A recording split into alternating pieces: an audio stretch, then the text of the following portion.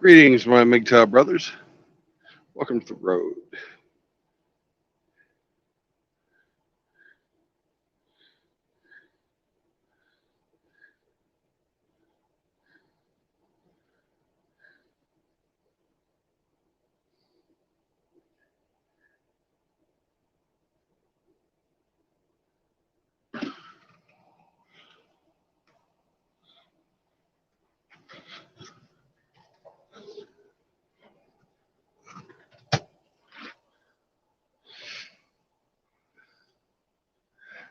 Hey, Grinch.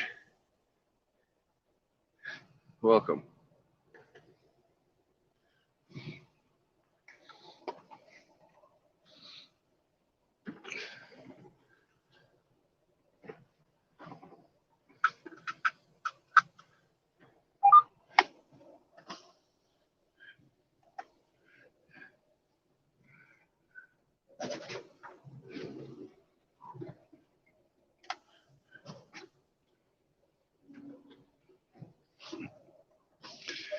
Tug test complete. Tug test check.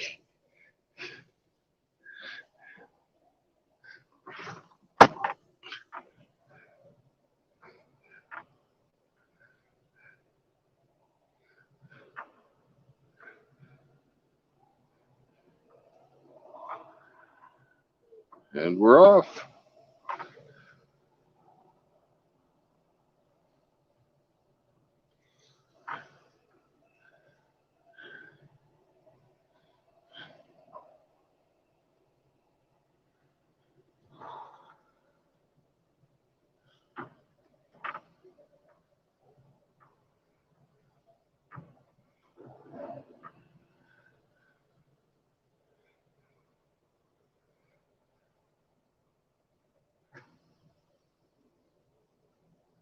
And we are not leaving that way.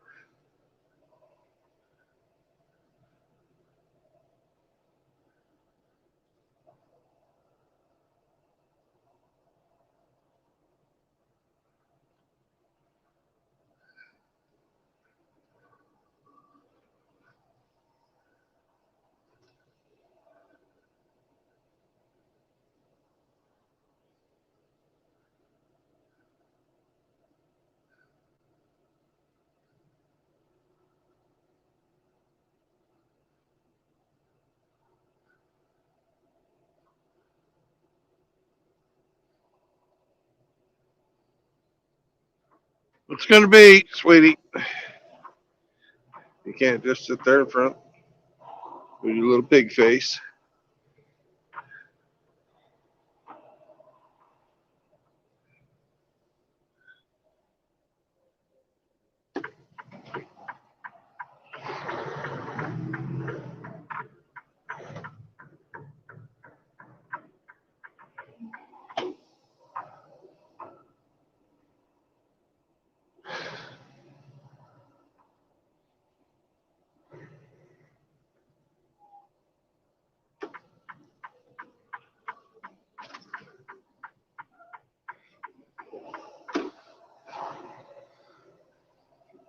My GPS is fucking up. Hang on a second. Damn it.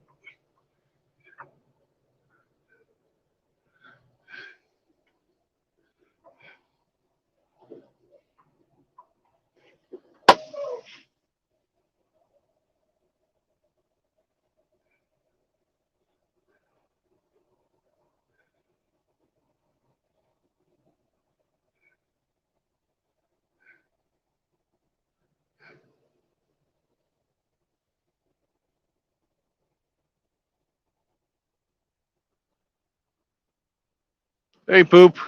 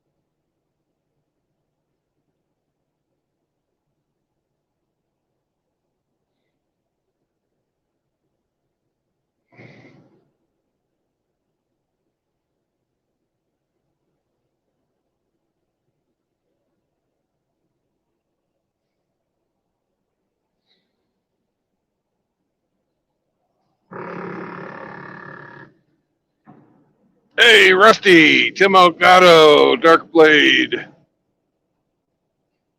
Sir Yeetus. Fuck, all kinds of people have been coming in here. Woo! Ain't nobody coming on the stream.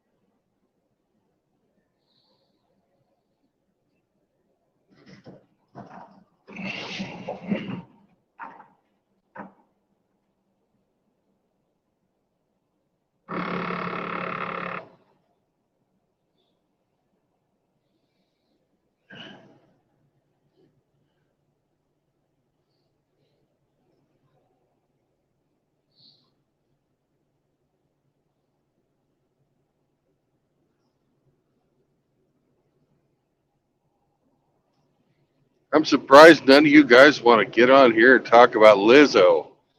You know, you're saying, Brandon, but you always have a pig on your fucking thumbnails. Nothing has changed, gentlemen. Nothing has changed.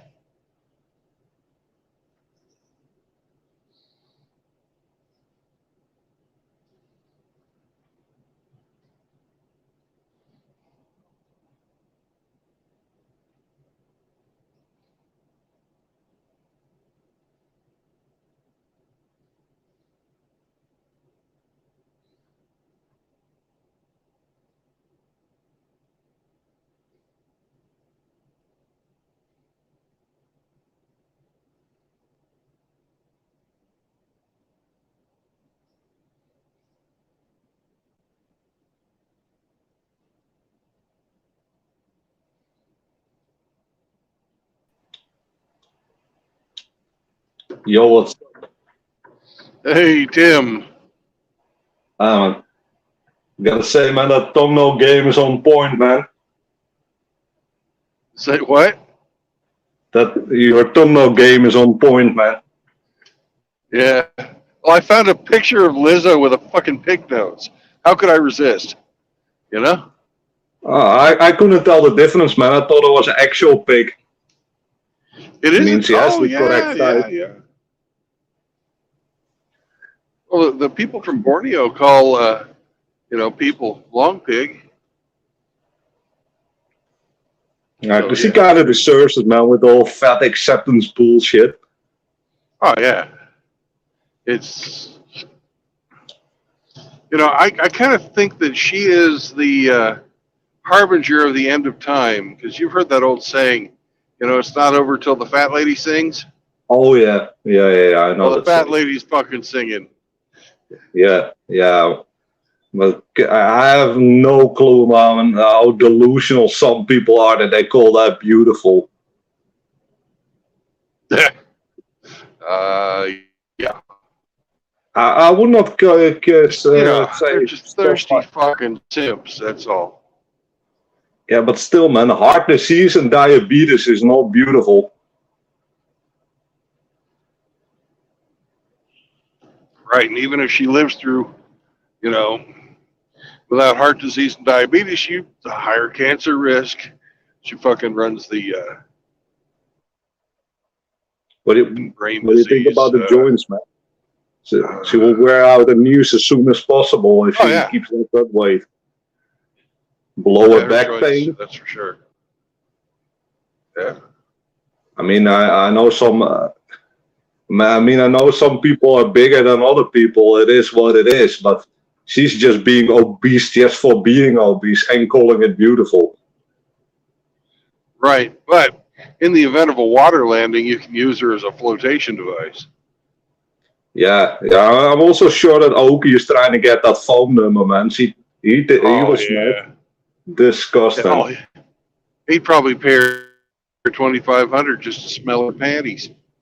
Yeah, he will. He definitely will, man. Disgusting. Oh, yeah.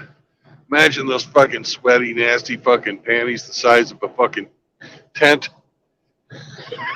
No, thanks, man. Awful. How fucking awful they'd fucking be after, her sweating on the fucking stage for 2 hours. And you're absolutely right, man. There will still be some simp that's trying to hit that. Disgusting. Yeah. And it's not just her because she's famous. There's all kinds of people out there who will fuck anything because they're so starved for attention and can't figure out that they need to improve themselves for themselves. Yeah, that is the best way. We kind of talked about it yesterday a little bit with the guy who was talking about black pill. But the only good way to improve yourself is when that improvement comes from within. Yeah, I guarantee you, none of those guys, when they were in high school and not having any luck with the women, took a look around them and said, ah, what do the guys who are getting laid, what do they do? What kind of behaviors are they doing that I could do too? I did that when I was in high school and wanted to have sex. Okay, I thought to myself, all right, I can play sports or I could play an instrument. So I did both. When I was in high school, I saw all the social groups and I saw all the people trying to do some Lord of the Flies shit, and I was like, nah, we ain't having that, man. I'm gonna do my own shit, just mind my own business. And I basically ignored everyone. And I was already with 13. I already had like a mustache. I was already like 6 feet and shit. So I was pretty popular. I had this voice when I was 13. So I bet you the girls love that. But some of us didn't grow up, didn't mature until like later. So I didn't start growing until I was 16. Then I got to be, it seemed like in about 4 months, I went from 5'4" to 6'2". I don't know. And I was all just fucking skin and bones. And the running joke over here is that there's something in the water why we get that big. yeah. So when I was like 14 already had size 13 feet, stuff like that. And when I was like 15, I eventually settled on 6'3".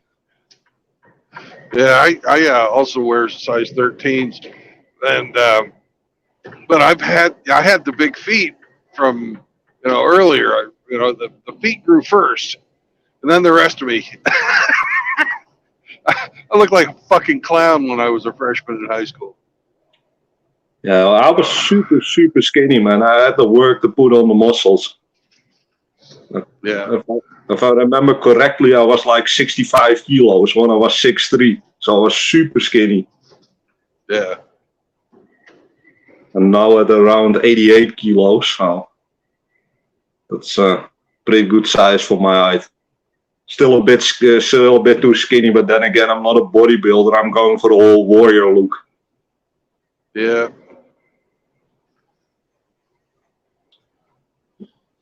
I gotta say, man.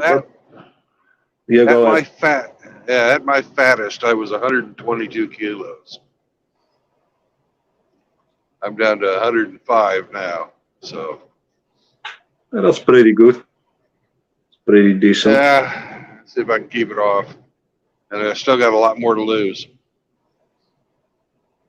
Just keep doing it. Just keep doing your thing, man. Try to clean up your food and keep working out. I understand it's hard because you're sitting all day in the truck, but at least I try to get an hour in before I start driving of walking, calisthenics, and my kettlebell. Yeah, that's good. Yeah, that's excellent. There's multiple ways to do it, man. You can burn fat by moving more or being more active, or you could eat less. That's also an option. Yeah, that's the hard part. That's the hard part for me is eating less. I'm such a fucking pig. I mean, a lot of people say that, but if you're really having trouble eating less, then I would suggest you exercise more. Yeah, but what I do is I don't have trouble fasting, but when I do eat, I want to fucking eat a lot. That's my problem. Well, fasting might not be the best option, man, because you're basically telling your body there's no food around. Yeah. You should still eat, but just smaller portions, and try to stay away from all the processed junk or all the stuff that doesn't look like an animal. Yeah. I've been doing the carnivore diet, but lately I've been reading that's really bad for your heart. Yeah, I love eating meat, man. I love eating meat too. They say it's bad for your heart, but then again, you need to look at what studies they're pulling that from. Because they're trying to discourage you from eating meat, the whole World Economic Forum, you eat the bugs and shit. So, oh, yeah. I've been thinking about going over to the soup diet, where, Haven't tried that one, and I have done the meat one. But then again, every time I hear meat is bad, I take that with a grain of salt, man. There's so many people trying to get you off of the meat and get you onto all kinds of fucking meat subsidized bullshit and fucking bugs and stuff like that, man. I don't want any part of that, man. Right. But I'm just thinking that if I do the soup, it'll make me think I'm fuller than I actually am, because it's all mostly water. Yeah. So, yeah, it kind of depends, man. It's just calories in, calories out. You can also just drink a bottle of bunch of water. That's what I do. I'm always running a bottle of water everywhere I am. I got a bottle of water on me. So it's also good for the hydration. And then when you start eating, you're already fuller because you have all the water in you.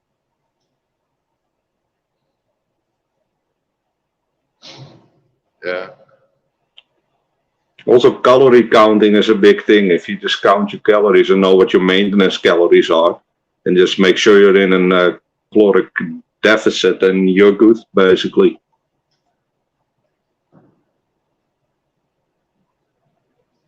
You can always ask Frost about this. He's the expert on it.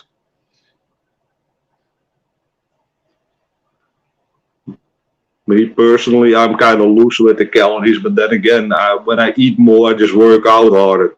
I'm like, oh yeah, I ate quite a lot today. I'll take an extra hour in the gym or go 2 times a day or 3 times a day.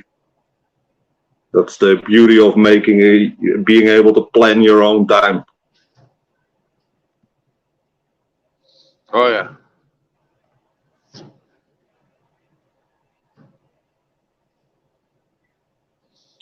But anyhow, man, the talk yesterday was quite interesting. Quite liked it. At least someone who can talk about the black pill without falling back into shaming language and all the other stuff. Because most of these dudes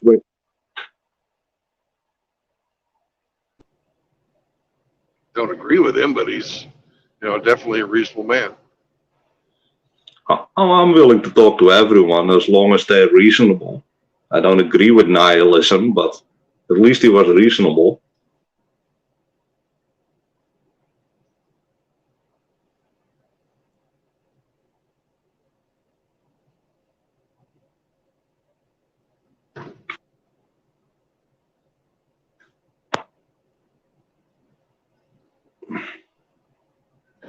So what time is it there? It's what, 3 o'clock here, so you guys are at 9 o'clock in the evening? 9:30. Yeah. Around 9:30. I basically just got in.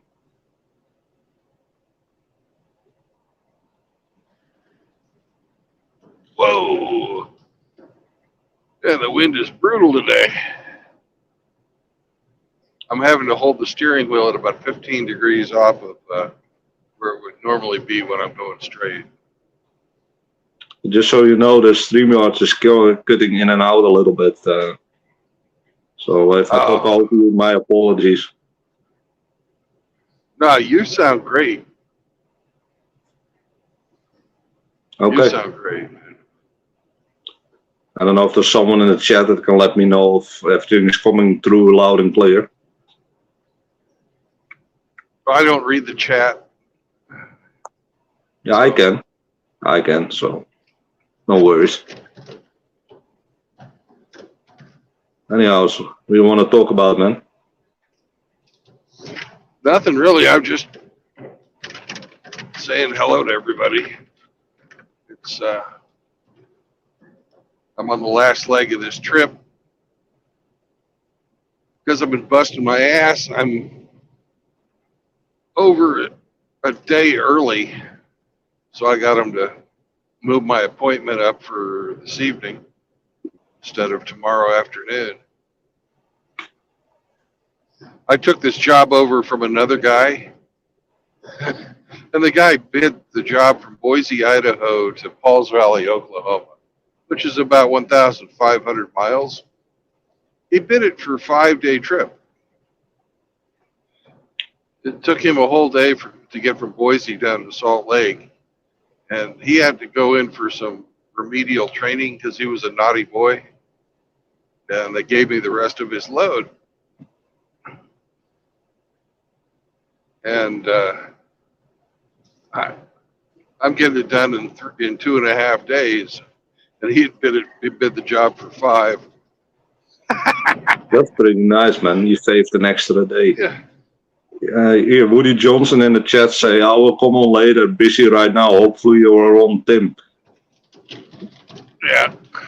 If I'm not on, Woody, and I see you, I'll hop on, man. No worries there. And he says we're all clear, so it's probably just a StreamYard thing. Yeah. It is what it is.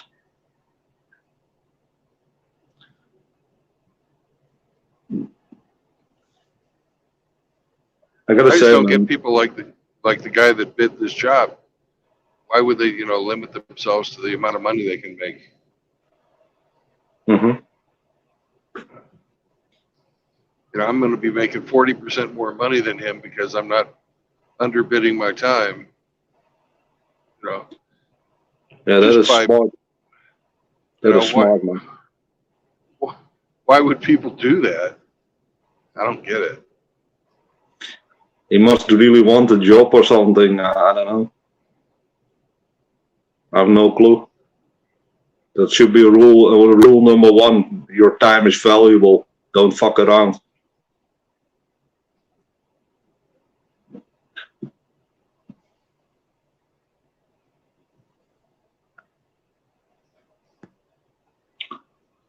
You got MGTOW Outlaw in the chat. What up, man? Hey. Outlaw had a nice stream last night. I had to listen to it later. I still need to catch the replay on that one. I've been super busy at work, man. Yeah. What project you got going? At the moment, I'm engine swapping a car, and it's one of them old Hondas, and it's a CRX from 1988, quite rare here. And the previous owner blew the engine while revving it like a lunatic, so I'm not quite sure what we're gonna put into it, but I already pulled the old engine out. It might be a rebuild, or we might go for the K series or go for a 1800.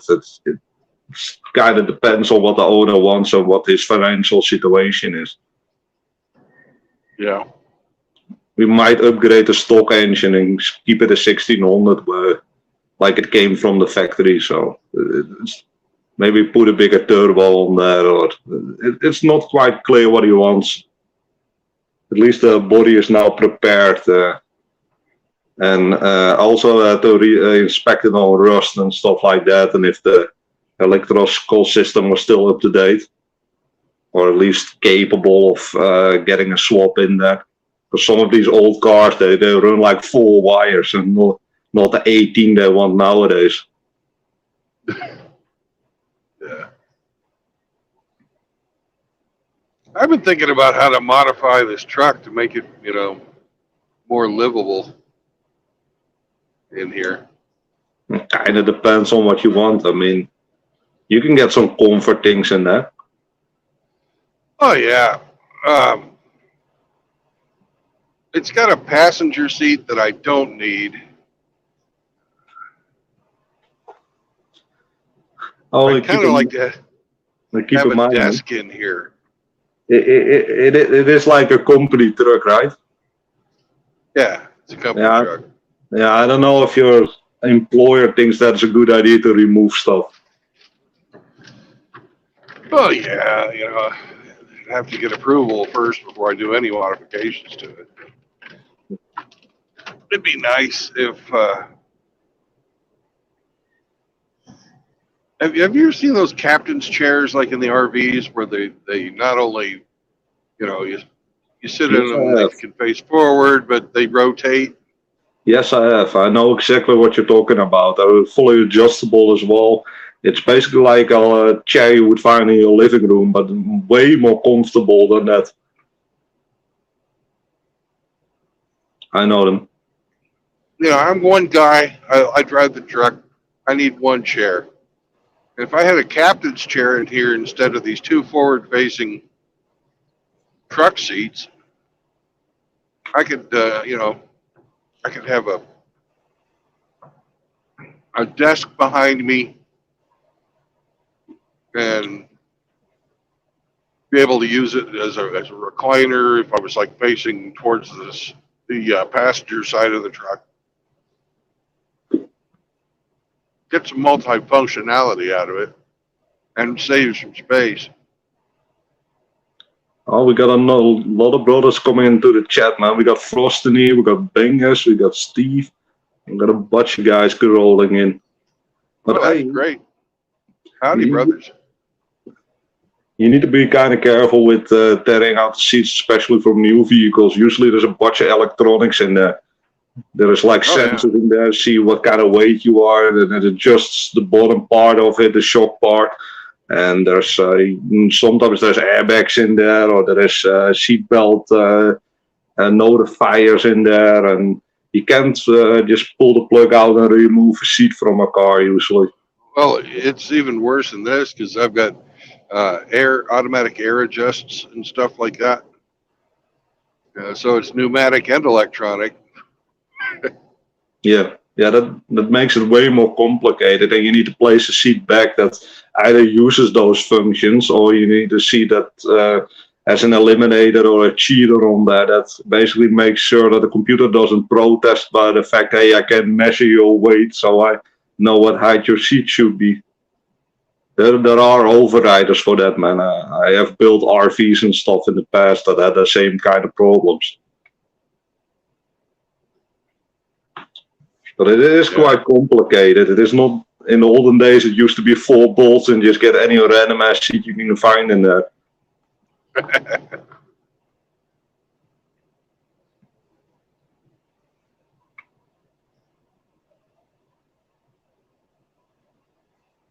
Now these days, since I'm using my passenger seat for storage, I've got like I drink canned water because I don't trust I really I don't like drinking out of plastic. Understandable. So I've got my canned water sitting over there, and I've got some dry goods on there too. But I know they make a lot of attachments and stuff that I mean, usually it depends on what brand truck you have, can easily get into the center console. So you can have like a small desk, you can have like a phone holder, you can have a bunch of attachments. Yeah, because I definitely need a desk. I have no place really to set up my computer. There's a little pull-out, like table sort of thing right by the side of my bed, but I don't like sitting on the bed because there's no back support.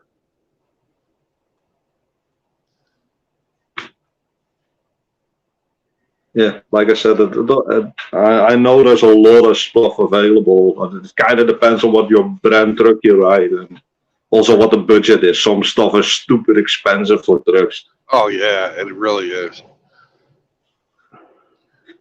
It's a Freightliner Cascadia is what I've got. Oh, that's not too bad. I've seen the Volvo stuff to go for like insane prices. If you want to pay insane prices, you get like the Peterbilts or the Volvos. Now we don't really have the Peterbilts here. So it's Volvo, DAF, and it's Freightliner and Scania. Those are the main trucks you see riding around here. You guys don't have the Volvos and the Mercedes? They're really rare, man. You hardly see them. Well, like 20% of the trucks over here are like Volvos. All the Eastern Europeans love them. We've got a whole bunch of truck drivers who are like immigrated from Ukraine, Poland, and, some Russians and stuff. They mostly live and work out of Chicago. So the closer you get to Chicago, the more Volvos you'll see on the road. They love them.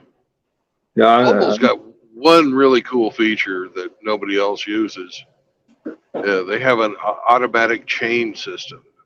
Like if you're running into snow and shit, the chains are, you don't have to crawl around in the snow to chains on your tires. I have a good friend of mine who is a truck driver, and he usually brings the truck to the shop to get a new tire fitted or stuff. That's how I work on trucks, basically. But I'm actually more of a car and a bike guy, but I know enough to get by, so. Yeah. I mean, basically, they're big cars. The stuff you find on cars is on there. Only then supersized, basically, and made to carry a heavy load. It's like the diameter of my drive shaft is 10 inches. So what is that? Yeah, around 30 centimeters? 25, 30 centimeters. 25.7 actually. Yeah. Last time I had to repair one of the differentials on the Volvo truck. Those things are huge, man, compared to... fuck yeah. But it's the size of a fucking basketball. Yeah, but they're the same size. They're basically the same parts in there as what you would find in a car, basically, in a rear-wheel drive car. Yeah. Just big. Just way bigger and way bulkier and way stronger, just to take all the torque and take all the heavy load. Yeah. I got 22,000 foot-pounds of torque on this thing.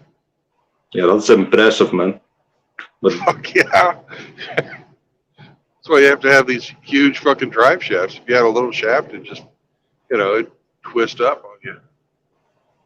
Yeah, we get around that by using different materials than iron, basically. That's we do it on the K swaps and shit. Get the carbon drive shafts in there. Yeah, but you still have to have, the wider your diameter of your shaft, the less bulky you have to build it to take the same load. Doesn't matter which material you're using. You can put in, the lighter material if you're racing. That's for sure. Yeah, and carbon is a little bit more aggressive for twisting forces and stuff. It can take it a little bit better. That's basically the upside for it. But then again, it doesn't really matter that much. It's mostly weight saving. Yeah, it depends on how long your run is, how much benefit you get from it. Yeah. The longer it is, the better, better off you are with the lighter stuff. It's also more or less strain on the engine. You can get the horsepower down to the ground better if it's lighter. Yep. If it's all a bit heavy, then the horsepower is a bit slower to reach the ground. So, yeah, it's mostly a tuning thing, but we've been messing around with it a bit. Mostly on cars, but it has some fun effects.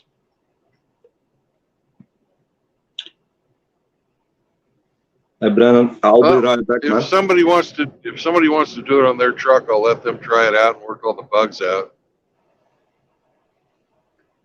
I would not recommend it on a truck. On a truck, I would just get an iron one. Yeah, I'll be right back, man. I have to quickly do All right. something. Later. I'll mute myself, man. 5 seconds.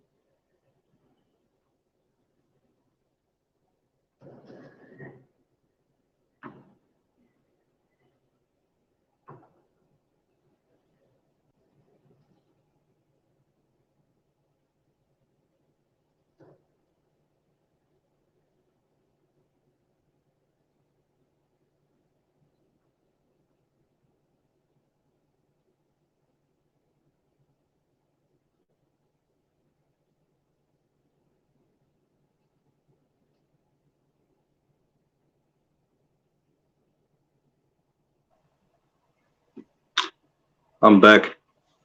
All right. Another thing I've been thinking about is the drivetrain itself.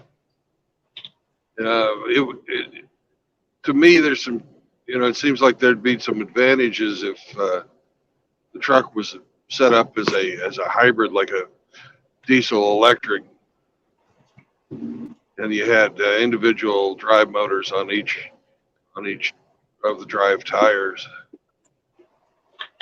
That will probably make the truck really heavy, man. Yeah, it would. It would make it heavy. It's already heavy. But, yeah, that's why they don't do that. You have a max load that you have to, before you become special transport, basically. And you have to have an escort that clears the road for you. So they're trying to keep the trucks as light as possible. It will completely destroy your fuel economy. I can give you a perfect example of this. Take a Toyota Prius. It's like the most sold electric car. The car weighs around 1,200 kilos. And if you take the battery pack out of it, it becomes a lot lighter, and the fuel economy of the normal petrol engine becomes way better. I've seen people do that, disconnect the hybrid system. Go ahead. Yeah, I'm not thinking about making it a, I'm not thinking about having an electric car or electric truck by any means, because there's just not enough energy density in the battery packs. Also, the battery packs are super heavy. Yeah, and it takes a long time to charge them up and all kinds of different shit. Yeah, so you have to run a hybrid configuration. You can't run a full electric because the charging time will be through the roof. Right, and that's what I'm thinking is the hybrid, like a diesel motor or a diesel train.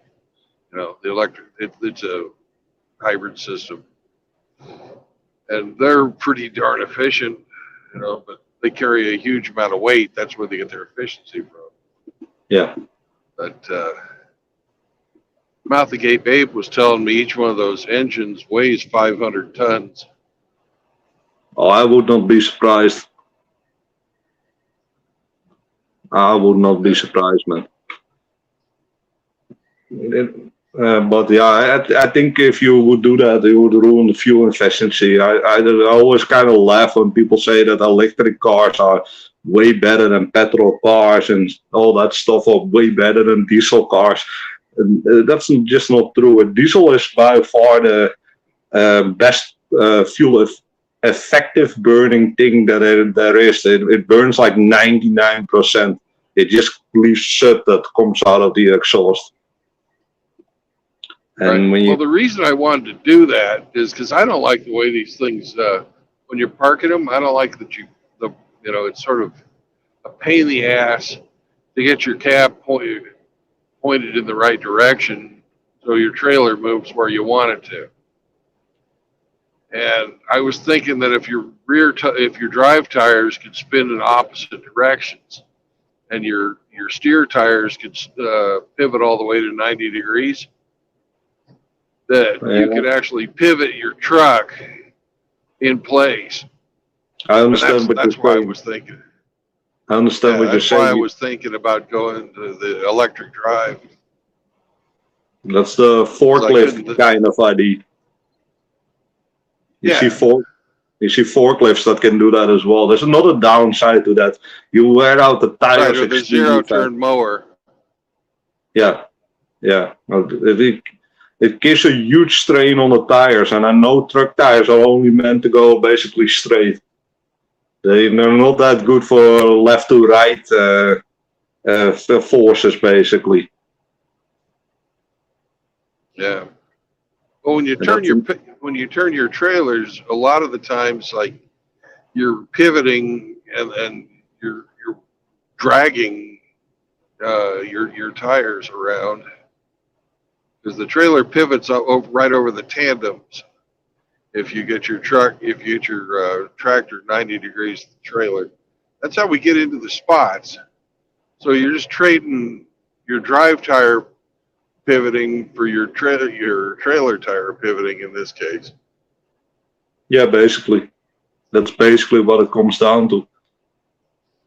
You have the same thing with the smaller cars, basically. When they go around a corner, and some factories combat that by lifting the inner tire. The setup is actually set up so you're actually driving on 3 tires on the road and not 4 tires when you take it in fast turn. But it definitely will wear the tires on the rear out really funny if you have a front-wheel drive car that's set up like that. Especially the stiff cars have that. And for the people that don't know what I'm talking about, you can see it on track days or you can see it on track videos. If you have a front-wheel drive car, you usually see one of the inner tires on the rear lift up when they take a turn. I'm just thinking it would save me a lot of time when I'm parking in a really tight loading dock or something if I could just pivot the tractor in place. So I understand. It is good thinking, only that's not what guys who made the truck were busy with that were like, how can we make our trucks as appealing as possible? So we need to have the little amount as weight. We need to have not stuff that's gonna break on there, and they're basically about making money when they try to sell the truck to your company, and the company gives it to you. Basically, that's kind of how that works, right? Oh yeah, yeah, I'm aware of that. Yeah, they're like the driver can fix the rest. If it's practical or not, it doesn't matter as long as it's appealing to the guys who crunch the numbers. Yeah. Well, I, it doesn't take all that long to park. Longest, if it's a really tight space, it's going to be 10, 15 minutes sometimes, just to make sure I'm not hitting anybody else's truck. And don't sometimes Volvos sometimes I have to fit this thing into a spot that's, I can't even walk between the trailers. Yeah. My truck and the next. Yeah, I know, man. I have seen it on parking lots. I respect the truck drivers, man. These guys are actually masters of their machine. But just saying, don't those Volvos have parking assist? The trucks? I don't trust the parking assist shit. Hey, I don't blame you, man. Because if it fucks up, it's my fault. I'd rather be in charge. Yeah, I don't blame you. I want full control as well, man, when I'm driving a car. All electronic aid bullshit, I'm turning that shit off. I'm in control, not the machine. Well, the only time I don't use the paddles on this thing for shifting gears is when I'm in the city. I find that in stop and go traffic, it's a lot easier to switch over to automatic. But the mostly automatic stuff on this truck is absolute horseshit. It's got a bunch of collision avoidance stuff that doesn't really work very well. It sees collisions where there's nothing in the road. It tells me I'm over my lines when I'm driving straight. It's just That's exactly why I don't trust the aids, man. Yeah. So all that stuff, like the newer cars have all that stuff as well, all the lane assist, traffic assist. I think it's dangerous as well because 9 times out of 10 people get lazy in cars and are doing all kinds of other stuff. Like usually when I look into the cars from my bike and it's a female that's doing makeup or minding the kids on the back, or at least they're not, or they're on the phone, at least they're not paying attention to the road. And I'd have to say at least half the people are on their phones. Yeah, and it's because it's modern cars are so fucking easy to drive, man. You have lane assist, traffic assist, brake assist, adaptive cruise control, automatic transmission, so you don't have to do anything basically. So people get distracted and go do other stuff. When you have a car that's difficult to drive, or you have to fully focus to drive the car, you actually have a better experience because you're really driving the car. You're not distracted by all the bullshit.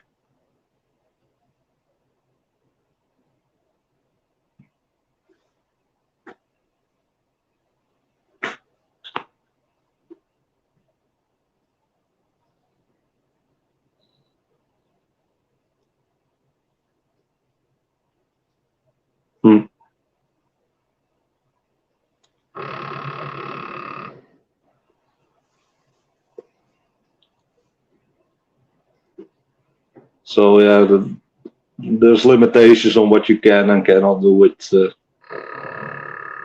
modern technology. Like you hear this, you just heard my lane indicators going off. You can see that I'm not fucking out of my lane. You're watching the video right now. I'm in my lane, and I've got these fucking lane, indicators going off. It's complete horseshit. What are they detecting? The cars to your left or something? No, it's actually it can see the lines. or at least it says it can see the lines. But on a windy day like this, the I get these gusts and it makes the cab lean. And when the Ah, cab leans, the angle of the that the camera's pointing down shows the line where, in reality, I'm a good distance from the line, but since the cab is leaning over because of the wind gusts, it'll go, you're about ready to depart your lane. But in yeah. reality, no, I'm not. Yeah, I understand. You have the cap that can that is that can lean a little bit. There's actually some room in there. It's not stiff towards the back, basically.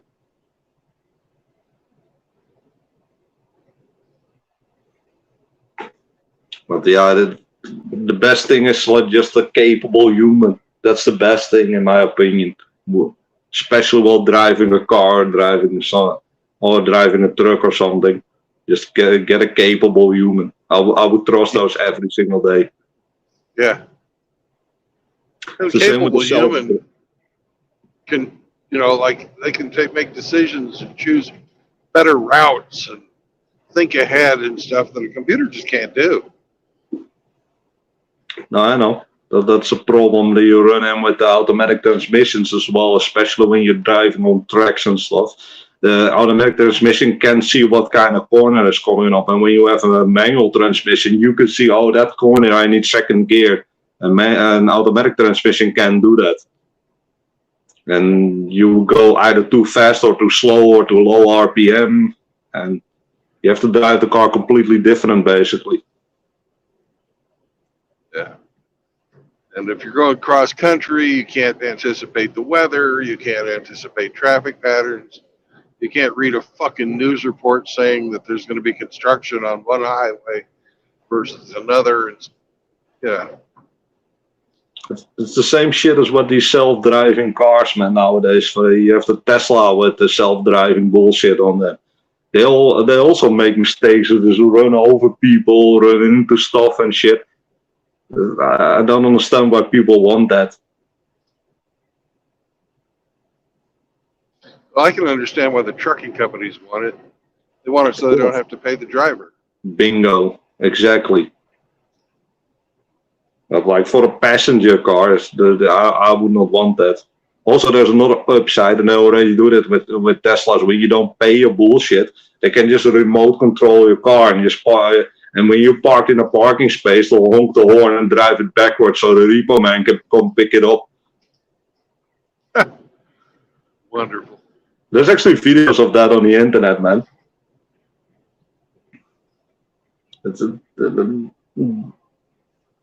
If you have a normal car, it can do that. But if you have a Tesla or something like that, or something that has capabilities of self-driving or park assist or something like that, they can do that. It's absolutely ridiculous. Also, it's continuously connected to a GPS, so they know exactly where the car is. Otherwise, they wouldn't be able to self-drive. They use the GPS for that. Yeah. I got 3 fucking GPS on here. They know where I am, where my trailer is. What speed you're doing. Yeah, exactly. Yeah, I know. They can even, there's actually a performance map built into there as well. How fuel efficient you're driving, how hard you are braking. If you're using the fuel efficient way to brake, if you're taking the corners fuel efficient. Oh, they can even hit you like if you take your corners too fast. Yeah. Rollover risk. Yeah, I know. They'll send you a bitchy letter telling you to slow down. Yeah, I know. I've worked on these things before. The post trucks in my country have the same computer. They do the same stuff. They can actually tell if you're not. They can basically tell anything. Some of them even have cameras pointed at the driver, so they can see if you're sleepy or not. That's a little too much. I live in here. I don't want them fucking watching me change clothes. You know, fuck that.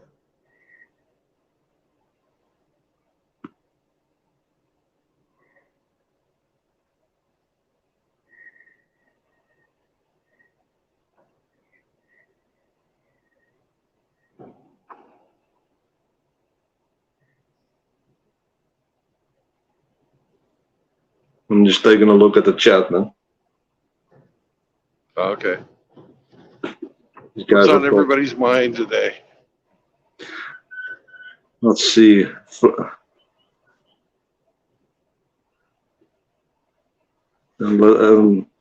Frost was talking about how we trolled Oki on TFM's channel. Yeah, I saw that. I was in that chat as well. That was quite funny. Yeah. And apparently, Bushy Seeker, that's Truth Seeker, he deleted all his videos from his channel because Scorpion got mad at him. That's quite funny.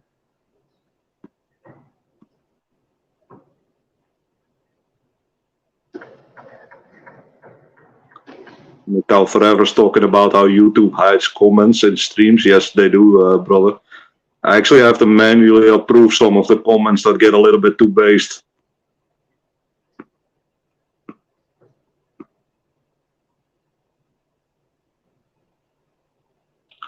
We got Shinobi in here.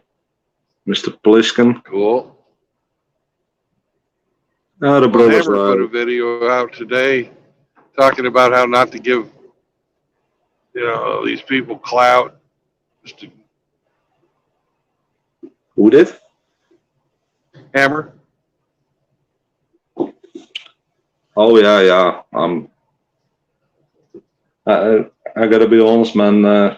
I'm kind of in the middle of on these with these guys, and on the one hand, I'm like, you're not supposed to give them clout and not interact with them too much. Don't make response videos and that stuff. On the other hand, there's also good that there are examples of what not to do.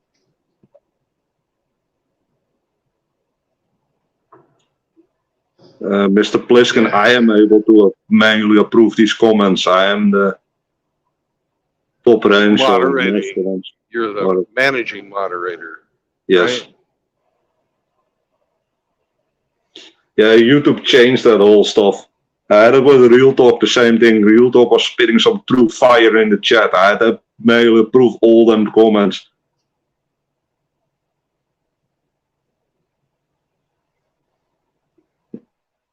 But what Hammer said, yeah, in some way, like let's take Oki. This guy basically dragged his ball sack and everyone on the way out just because he got a girlfriend. If this guy would just have left peacefully, then nobody would care basically. So nobody would. He is a good example on what not to do in this space and how you're not supposed to exit this space. Are you gonna make like 200 videos about Oki? Nah, that's not worth your time basically. No, it is funny with Frost making the Where's Oki memes. Oh, those are so fucking hilarious. Yeah, Frost got an excellent meme game, man. I'm always laughing my ass off. And if you use it for that, then it's fucking okay, man. Just go ahead, man. Have some fun. I mean, it's not that big a deal. But you have people making like let's take a little bit more extreme thing. The truth seeker guy. That guy really does not want to listen. He's so far up his own ass that you can say whatever you want to him. He's not going to take anything serious you say.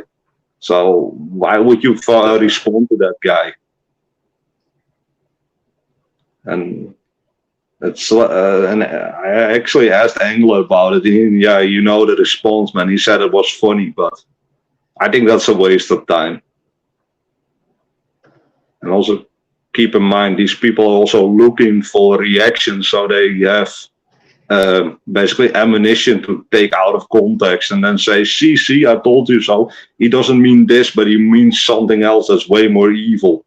They project their shitty image onto basically all of us. Yeah. Well, I've got one hater, and she puts me and Dak in at least 2 or 3 videos a day. Oh yeah, I've seen that shit. And I know, I absolutely never respond to her.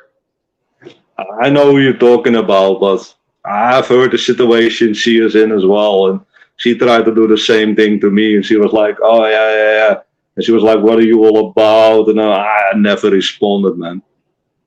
I was like, why the hell are you? I'm not interested in you. I mean, it's a girl. Well, I mean, what the fuck am I supposed to do with her in here? I'm not here in here to hear the opinion of girls. I'm here to hear the opinion of my fellow brothers and to talk about men's issues with men. Why would doing some women need to talk about men's issues? They don't know shit about that. Because we're not giving them the center of our attention. We're not worshiping the goddesses, the No, queens. no, it doesn't work that way. Yeah, that's what pisses them off. Yeah, but that sounds like a her problem, man. That's not a me problem. Exactly. I mean, at every single time, all females in the world at one point of time were then yeah, some of them are born a little bit bigger than others, but they're not morbidly obese and they're all virgins when they're born. So they all had those standards, and then they go into life, make a shit ton of dumb decisions, and then they're like 35, overweight, and then they're like, "Oh yeah, I need a good man now. How is that my problem?" Yeah, That, that's it's pretty damn silly. Yeah, I don't see that as my problem, man. And that's also not why I'm here. I'm not here to fucking get a girlfriend or something. I'm here because, first of all, I go monk when I was 22. I'm in my mid 30s now. And I'm here to talk about men's issues, get someone else's opinion also on those issues, and and then basically compare notes, see what's going on, basically. And Yeah. these people are hindering that because they want to fucking uh, they want to thought police those spaces. That's basically what they want. They want to infiltrate the space and then completely change it so we're not allowed to talk about some stuff. And that's not good for the philosophy. For the philosophy, it's important that you're able to say what you want to You say. see this green? I'm sorry. You see this green cutlass on the back end of this truck trailer? Yes, I do. I had one of those when I was in high school. Oh, those are pretty fun cars to drive. Yeah, they were slow, but it was comfortable. Oh my God, that thing drove nice.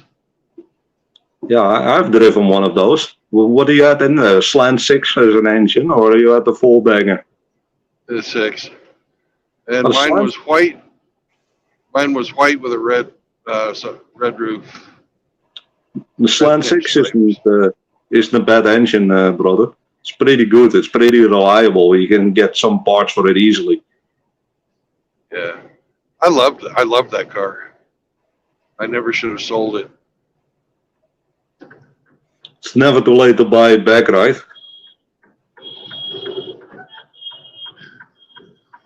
Shit.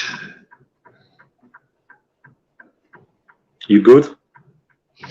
No.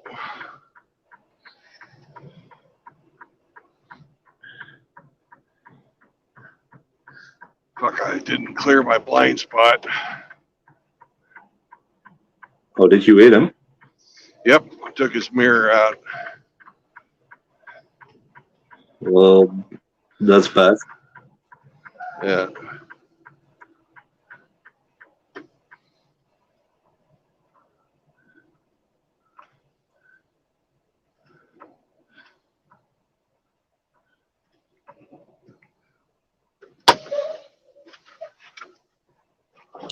Get you later. Yeah, no worries.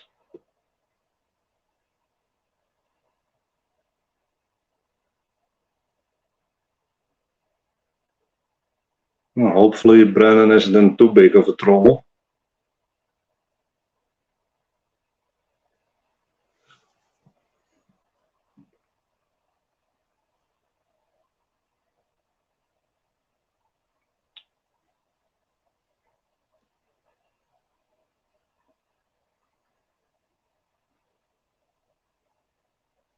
Yeah, Iridium, you're right, man.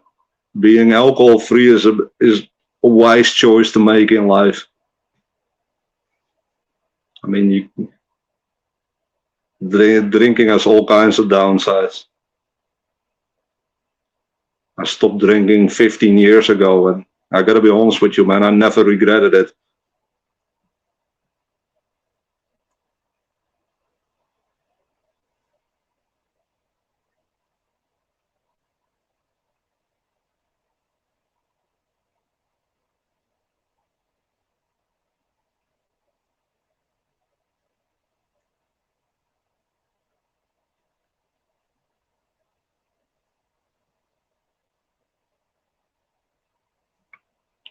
Yeah, really, because I agree, man.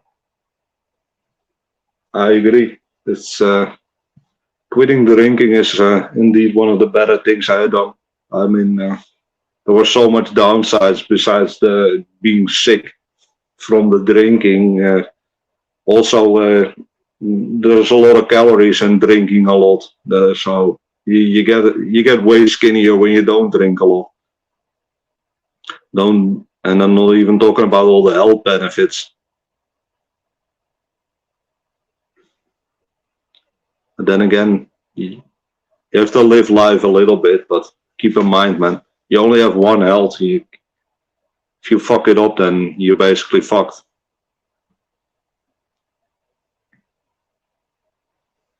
Oh yeah, me too, man. I lost, I think, around 15 kilos when I quit drinking. And in a really small amount of time. And also, I was quite a social drinker, man. The stupid thing was that the people I was drinking with, they weren't even that funny, to be honest. They weren't even that good of a people. They were just there because everyone drunk, basically. So I gotta say, man, I've never regretted that.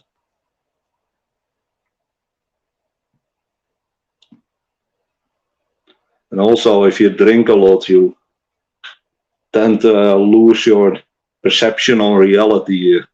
As in, you don't know what's going on because you're always busy or either being drunk or partying or doing other stuff. It's quite important to understand like what's going on in not only in the world but also in your immediate surroundings. And when you're drinking alcohol, you get super relaxed, so you're not that worried about it. And if you miss some things, they can be quite shitty, basically.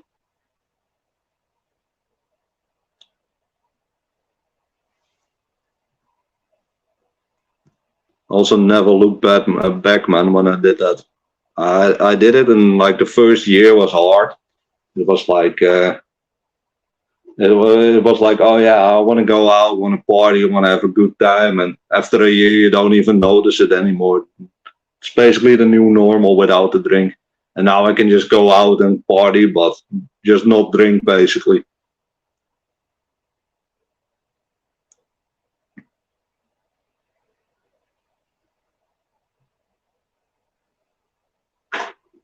Same man, my desire, same reading because like within a year, my desire to drink was completely gone.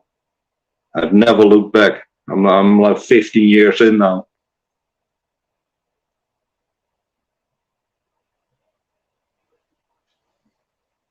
Also, the problem with cigarettes and smoking and stuff like that is that it really fucks with your stamina, basically, for running or working out and stuff. And then I don't really do stuff that messes with my working out. So the most important thing is to grind, basically improve every day. And yeah, I don't want to pick up smoking or pick up some other stuff that hinders my workout regiment or hinders my gains, basically, by making me underperform, let's say it like that.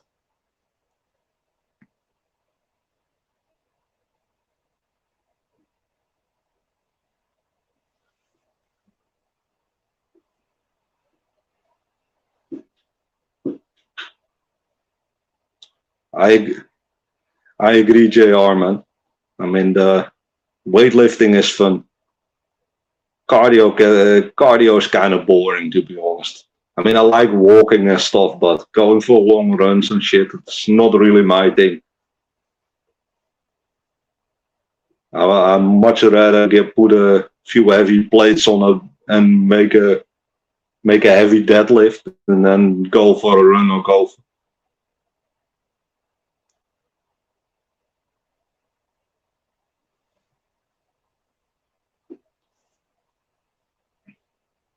I mean, when I was way younger and talking about 16 or something, I used to mess around with cigarettes a little bit, but I stopped quite quickly once I realized how much it messed with my stamina. And yeah, I'm kind of too busy to be out of weight. Or I have to say out of breath. I have to say it correctly, my bad. But yeah, weightlifting is an amazing hobby. I can recommend it. I mean, you don't have to go full send, but you can do some fun stuff with it. I mean, improving your strength and improving your mental health is a good thing. I gotta say also, lifting heavy is also a great way to get your demons out, man. There's a reason why I'm always so chill.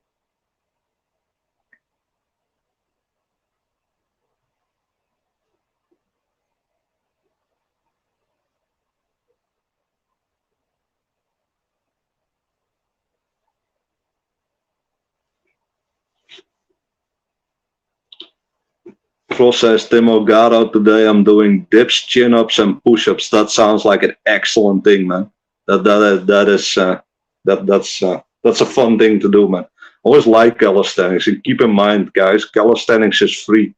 You can do that whenever, wherever. You don't even need that much. Maybe get a nice pull-up and then get a nice dip bar, and you can basically do whatever. But then again, I've used trees as well, man. When I was on vacation, just get a straight tree branch and just do pull-ups and chin-ups on that. There's way to improvise. I mean, you can do some push-ups, you can do some bare knuckle pull-ups. I mean, there's all kinds of ways to have some fun. You don't need to pay for an expensive gym or something if you don't want to. And if you say like, oh yeah, I want to go outside and I want to do some cardio stuff. I mean, if you have a dog or something, just go on a long walk with your dog, man. There's so many ways to improve your stamina and also improve your health.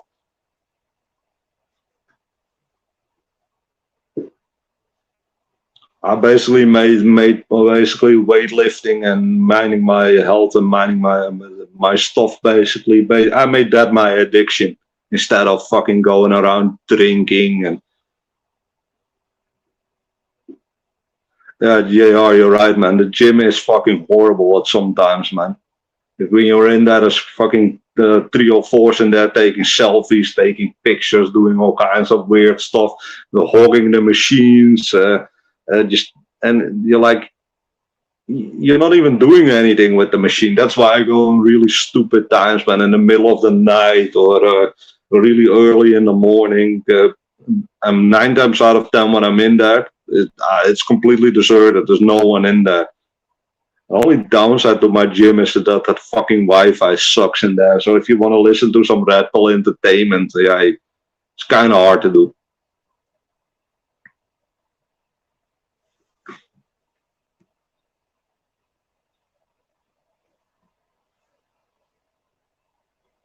I hope Brandon is okay.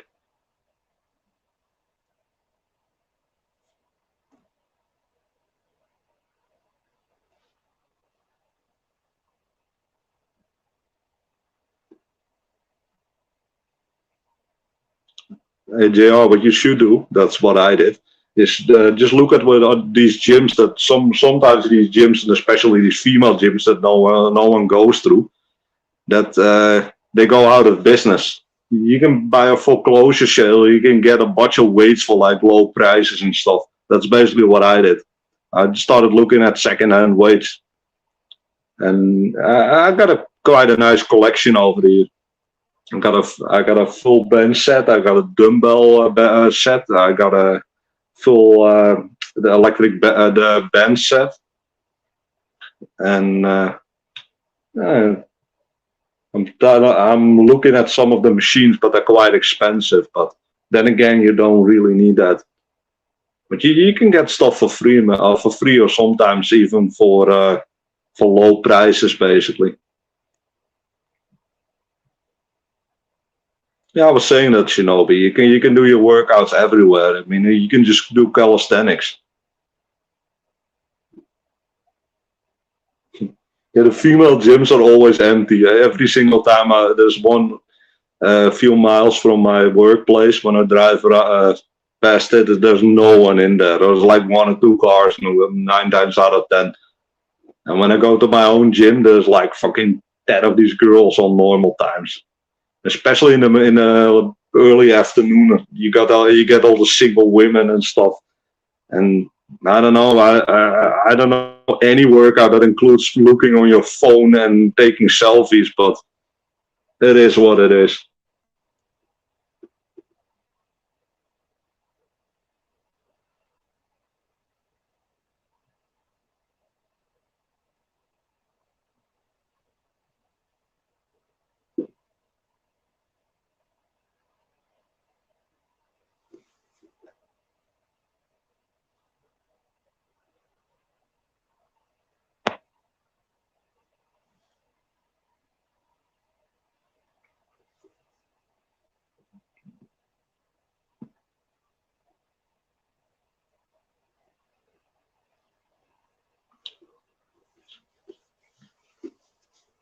Yeah, single town bachelor. If you have the money to make yourself a nice private gym, I would definitely go do that, man.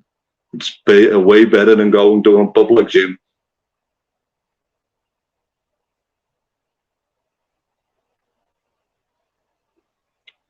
Peace out, Frost. Have a nice workout, man. Go sling some plates, man. We need you nice and strong, man. We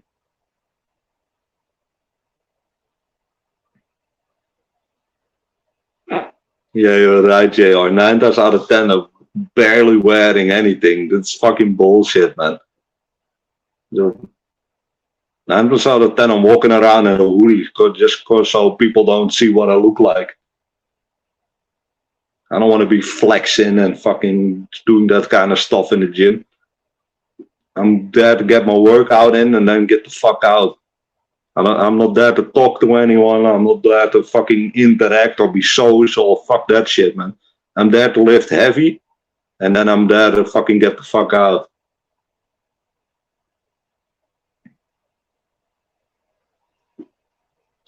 JR, don't say that, man. Frost doesn't like they.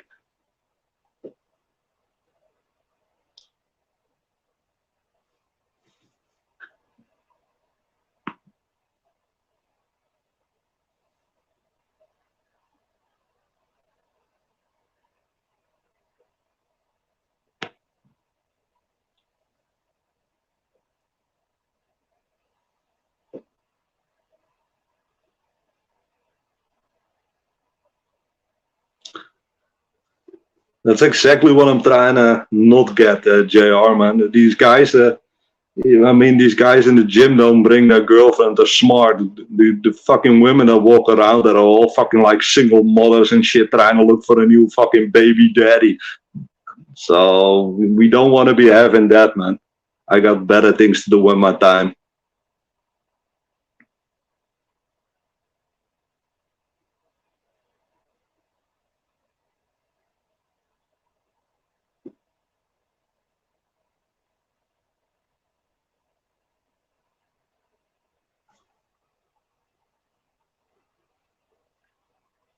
I talked about it yesterday a little bit on the stream, but basically every day is a chance to improve yourself. You don't have to, but that's how I see it. I want to be a little bit stronger than the day before. I want to be a little bit more wise than the day before. I want to learn more. I want to learn more, and I want to get more insight.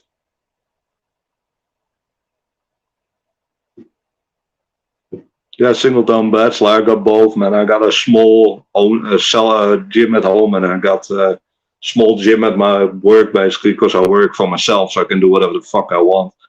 And then I got the public gym, because in my opinion, these machines that they have, they're too expensive, man. I mean, a bench set is not that expensive, but if you want to get like a fly machine, something like that, it's quite expensive. It gets expensive fast, basically.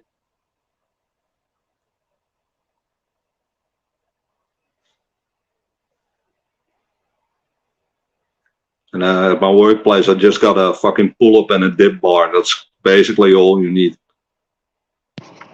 Hey, Tim, can you still hear me? Yeah, you can still hear, man. I was holding up the stream for you. So, yeah, I appreciate it.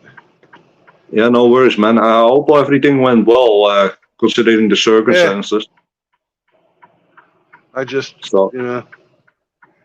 driving to my blind spot, didn't see him. Hopefully there's not too much damage, man. No, I just took out his freaking rear view mirror. The side mirror, basically. Yeah, the side mirror. Okay. Mercedes no damage to the truck? None. Didn't even scratch it. Oh, okay. They're not that expensive, so it is what it is. Yeah. The most important thing is you are okay, the guy is okay, so the machine shit can be replaced. Well, the guy, he's got a Sprinter van, and he goes back and forth from these little towns to the airport there in Oklahoma City. So he's kind of like a taxi driver, but it's an airport shuttle. So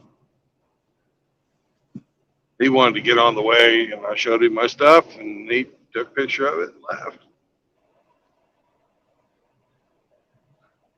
Yeah, I don't know if it was a painted mirror or just a gray one. Just a gray one. I know I think I know the new price in the EU is around €500 for one of those mirrors. That's not bad. No, it's not that bad. It is what it is. There's sacrificial stuff hanging from a car. If you're gonna hit something with a car, it's always the mirror.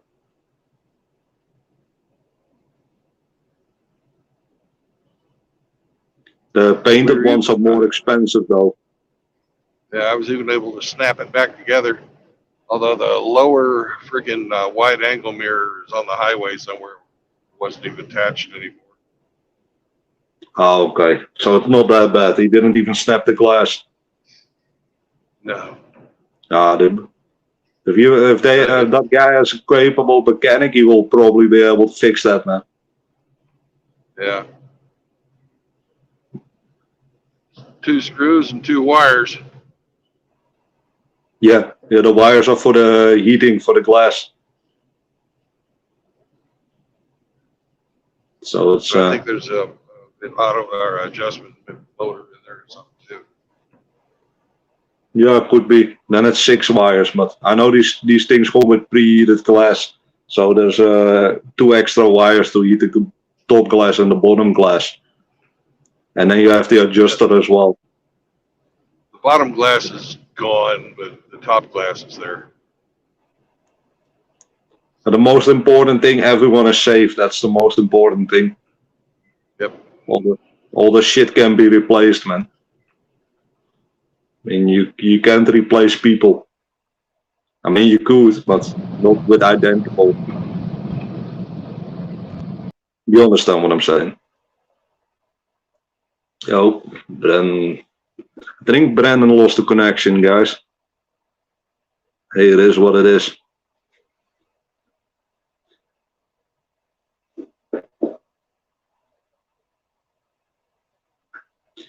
JR, that's interesting when you're saying that. Push your body to the limit, yeah, but don't go above the limit, man. You can get hurt in the gym if you mess up, basically. I mean, we've all seen the videos that Frost selects for us. A bunch of women trying to lift at weights that shouldn't be lifting. So, it doesn't really matter what sex you are. Stay in your capabilities as a lifter. If you want to increase and just work up a little bit. That's how I did my bench. I'm not gonna lie to you guys. Once I started benching, I just started with the bar. That's what I started with, and then I just went to like 5 kilos, 10 kilos, 15 kilos, 20 kilos, 25. Just worked up from that on 1 plate, 2 plates, till eventually 3 plates. That's how I worked up, man. I did it the same way. Can't just slap 3 plates on that and expect that to push that. D-Man, what's up, man? Yeah, Brendan will be back soon, man.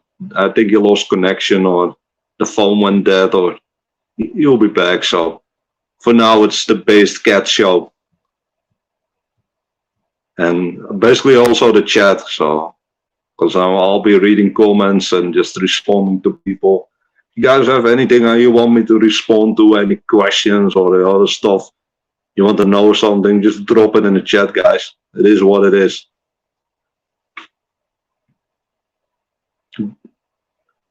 Hey, Jelly R, I will tell them about the llamas, man.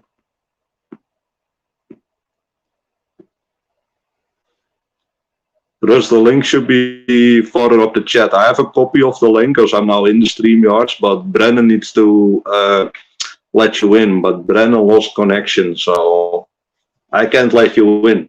That's basically my problem. Not because I don't want to, but because I don't have the power to do that, basically.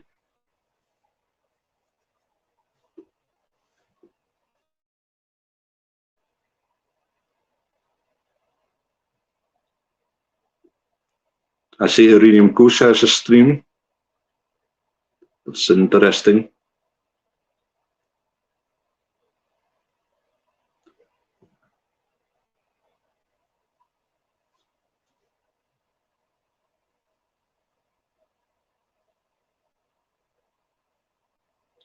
Again, guys, if you want me to talk about something or you have any questions or some other stuff, just drop it in the chat, man. I'm down for whatever. I don't care.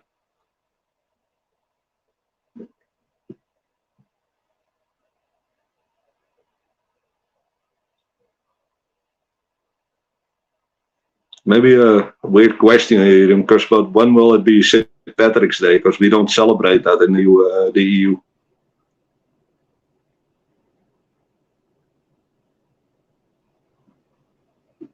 Precious metals are always a good investment, in my opinion. There's a reason why the money used to be on the gold standard. Nowadays, it's on the whatever we want, so we can push a bunch of inflation standards. But yeah,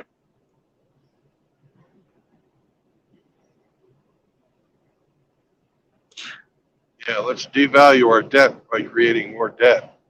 That makes sense. oh, you're back. Nice one.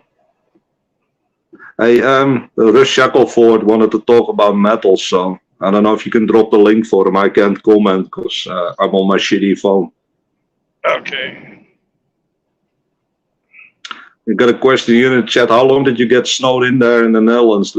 Fun fact, we only had 1 day of snow and it was actually 12, 13 degrees the whole time. So, yeah, let's say it was excellent weather.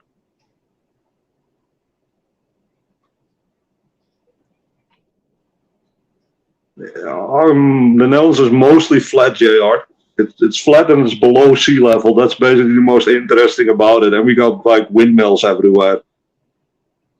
And not the electric ones, but the old ones.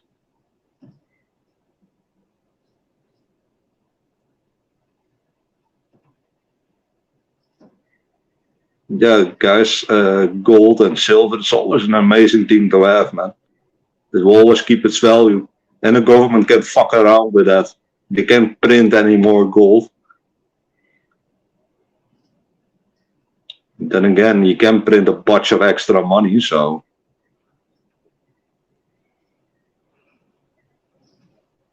But no, we had like 1 day of snow over here in the Netherlands. It was really funny. Yeah, I know, like half the USA was snowed in. Guys, the StreamYard's in the chat, so.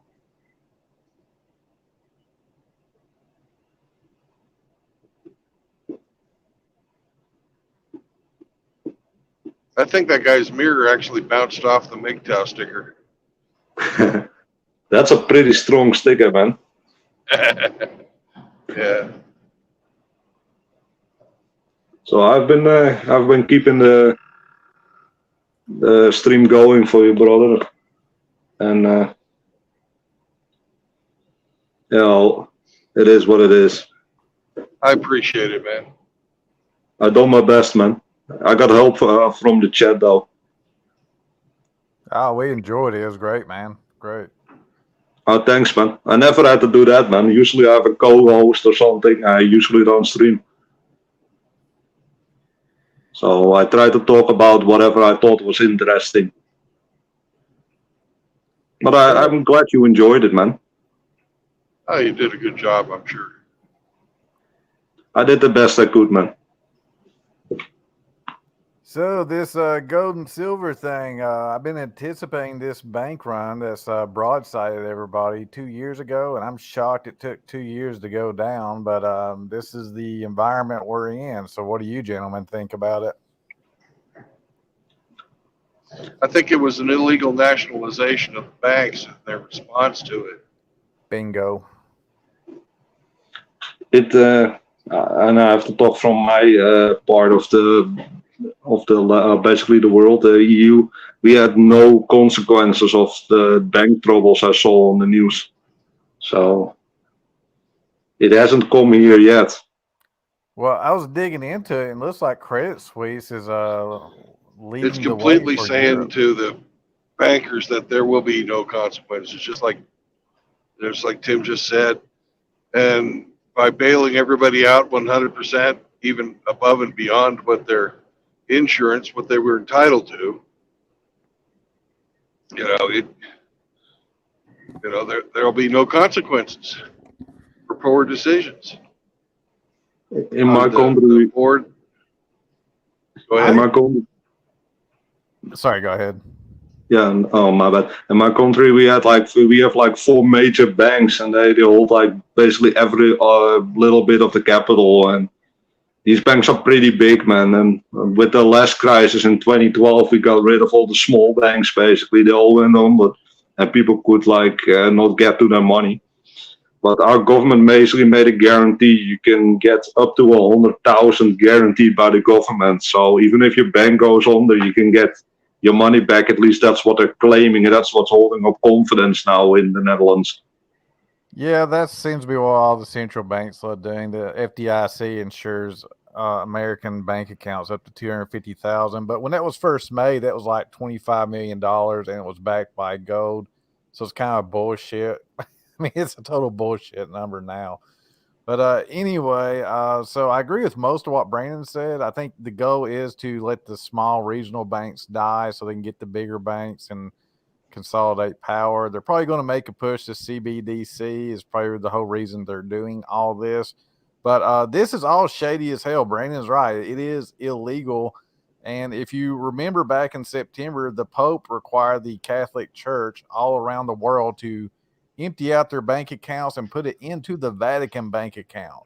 Conveniently, what is that, about 6-7 months before this banking crisis. I just got a text, guys. I have to hop off. I have to quickly go do something. But last thing I'm gonna say while I'm on it is that whole CBDC shit is pure fucking demonic, man. Get gold before you get CBDC. Don't fucking trust on CBDC. Absolutely. Hey guys, I need to dip, man. Peace out. Peace. Later, Tim. Thank you very much. Hey, no worries, man. I did the best. I'm glad you're okay, and I'm glad that there's not that much damage. So I'll see you guys later. And I had a comment from JR. JR, I need to tell you to not touch his llamas. Okay. Hey, peace out, man. Later, man. Thanks, Tim. Bye-bye.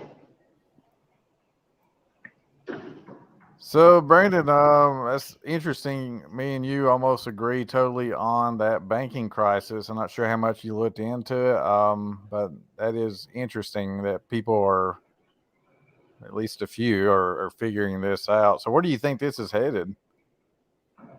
I haven't, you know, I think it's crony capitalism. I think it's just a bunch of left wing assholes protecting a bunch of other left wing assholes.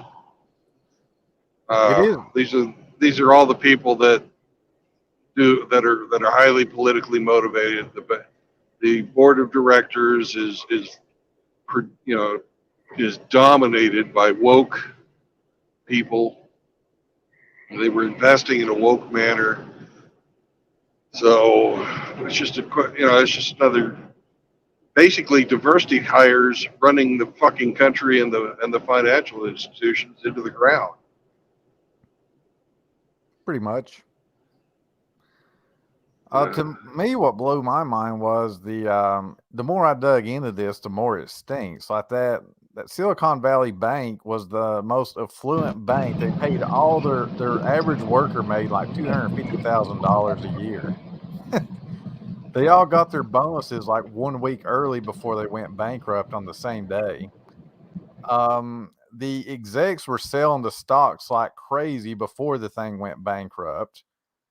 Jim Cramer of CNBC told everybody it's fine, and they told all the retail investors they should buy the stock because just because the execs are selling the stock doesn't mean it's anything bad's going on. And then the government shows up not to bail it out totally, just to ensure all the FDI, ensure all the bank depositors will get their money. But the stock investors, they lost absolutely pretty much everything, or nothing will survive bankruptcy. But yeah, you're right. This whole thing just stunk to absolute high heaven.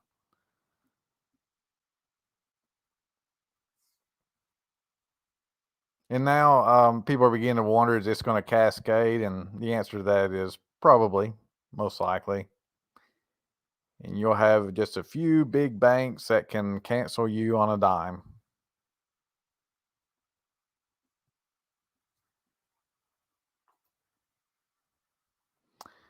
Well, I think I lost Brandon here. It's 158. Yeah, I'll try to ramble on about nonsense until I hear him come back. Let's take a look. So the bond market. I was asking people the question, like, how in the world did the Pope know that the banks were going to go belly up one by one half a year before it actually happened? I don't really know how exactly that went down, but people are speculating that there were some weird things going on in the fall of last year that indicated that the bond market was going to collapse, and that there was some emergency money that probably went inside and propped it up. But a bond is just all this debt. So there is some major crises going on with the debt bubbles all around the world. And if you don't like the economy, you don't like you think everything is shady, crony. What's the word? Crony Crony capitalism. capitalism. Ah, you're back. Yeah, if you think everything is just crony capitalism, you don't know what to trust, and you think you're being lied to, and you're going to end up losing all your money, the best thing to invest in is things that are real, like gold and silver, not a paper contract, but actually physical gold that you can store in your own safe or a safety deposit. Not even a safety deposit. That is a concern. So when these banks go belly up and they don't let anyone in or out, yeah, you're right. You probably can't access your safety deposit. And you were going the whole time. I got kicked out because of the fucking whatchamacallit, telemarketer. Yeah, I presume you either lost signal or something. Yeah. Well, that's all I got, Brandon, is just encouraging people that I don't want to see go impoverished. Maybe have a little gold and silver to barter in case things get really rough. Because I don't know. I'd also say buy a little plot of land you can grow a garden on. Yeah, that's the only investments I like is I'm getting ready to buy a greenhouse, getting ready to buy some grow lights, and maybe a tiller. Because you're right, it'll offset the inflation. And they certainly seem to be attacking the food industry. And it's good exercise. It's nice to be outside. Indeed. Well, I'm going to jump off here. It's been nice talking to you, Brandon. All right. Later on.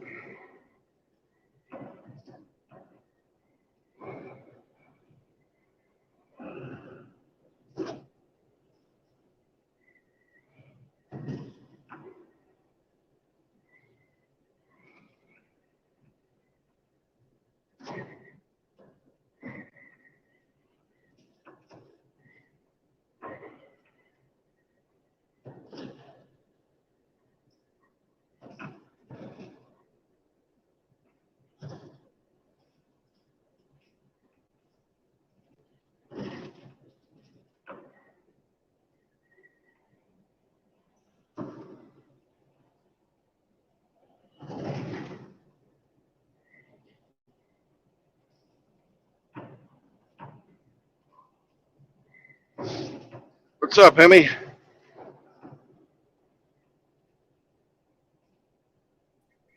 How you doing, Brandon?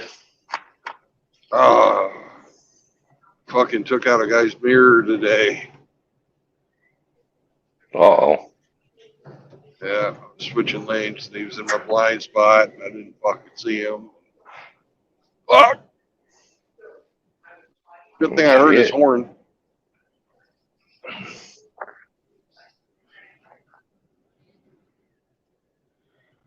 Little Mercedes Sprinter van. You guys have to like stop and exchange information and shit. Yep. Ah, damn.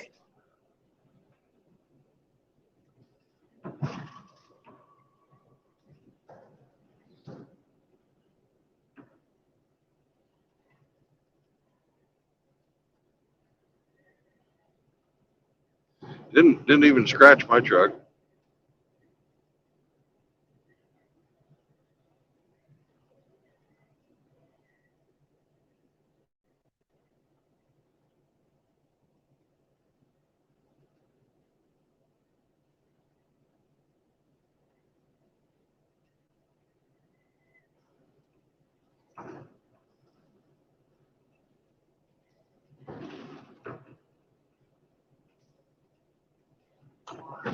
There goes our company bonus.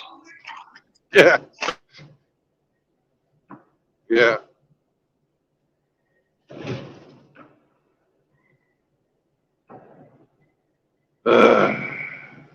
Drop my position down in the fleet too. It's 4 points.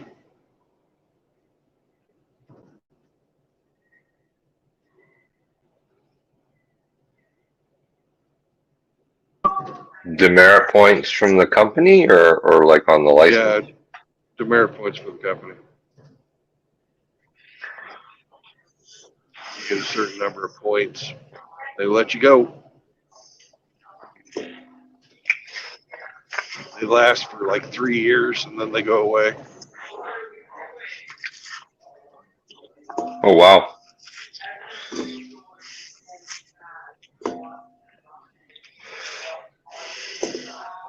So I was expecting a call from the safety department here anytime now. Oh, yeah.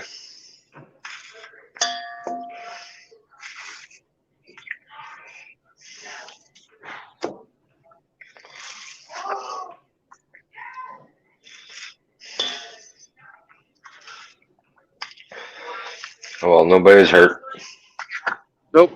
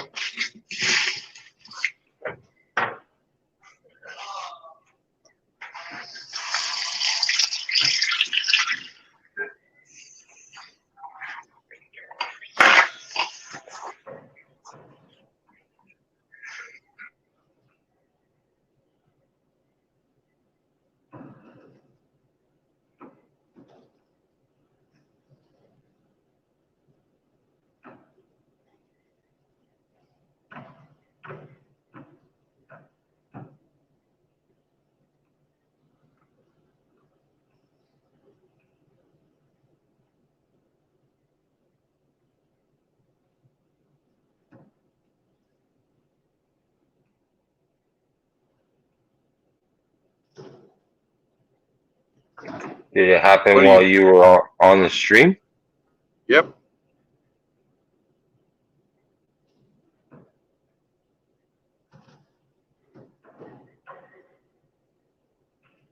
I was talking to Tim.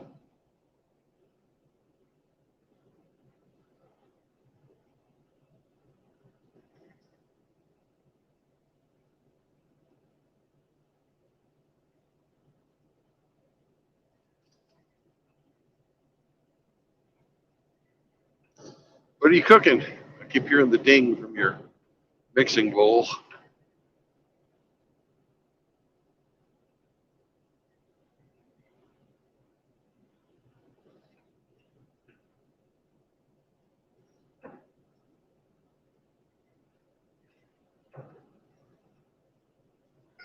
You keep hearing my bowls, huh?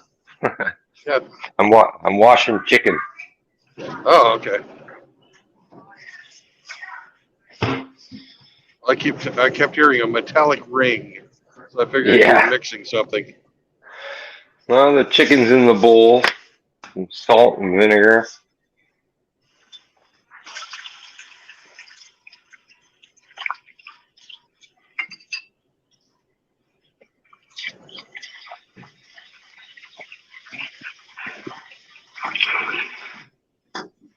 You wash your meat. Yep.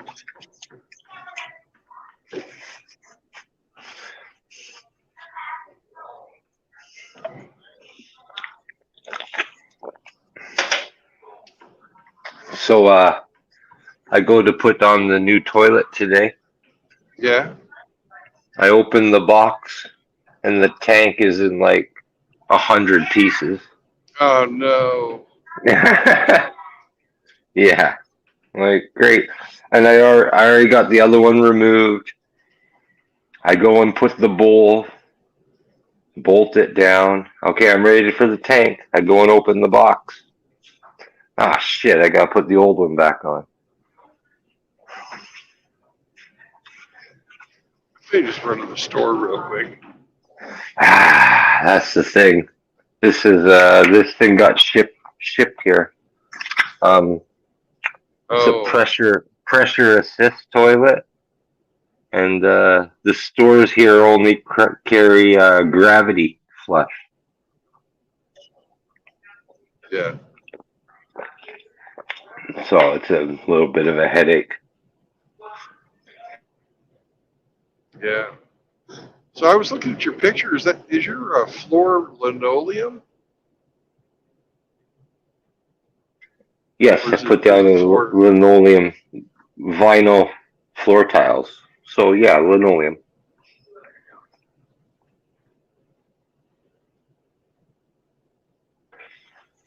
I put them down over top of an existing tile floor. So you just did that to not have to dick with ripping out the old floor. Bingo. Understood.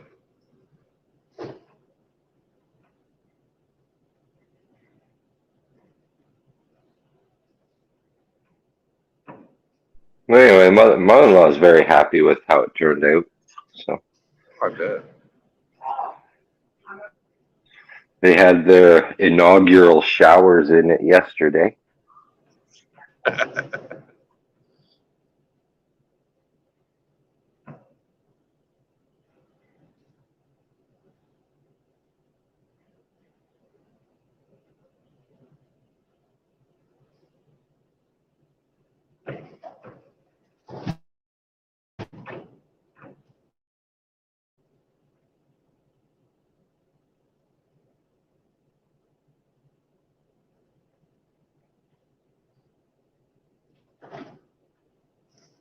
Well, with the way you said it, brightened everything up. I'm sure they're very happy with it.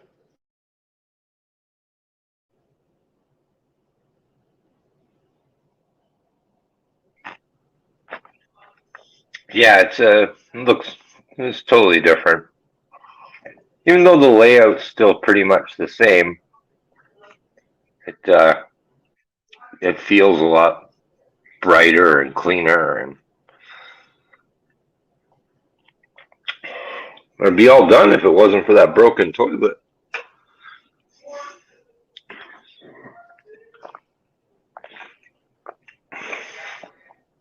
Oh well. That's shipping these days. These guys just, you know, toss stuff.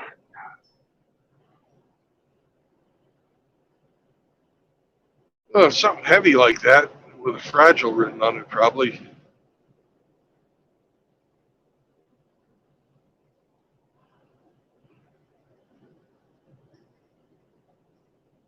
Hey, you said you weren't gonna hear.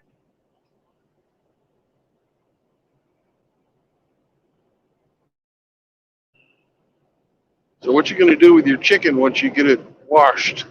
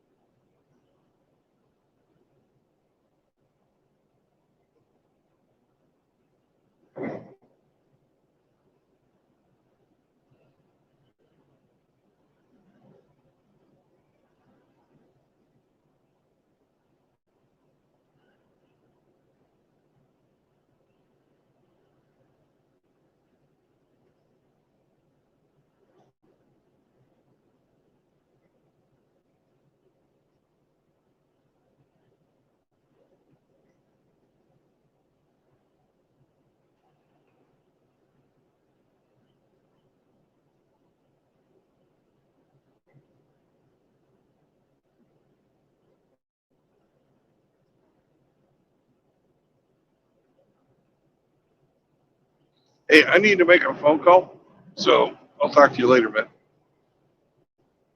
I'll be right back. Okay, Emmy? No problem. I'm going to pull in up here and stop so I can access my company app, which will not open up while I'm moving.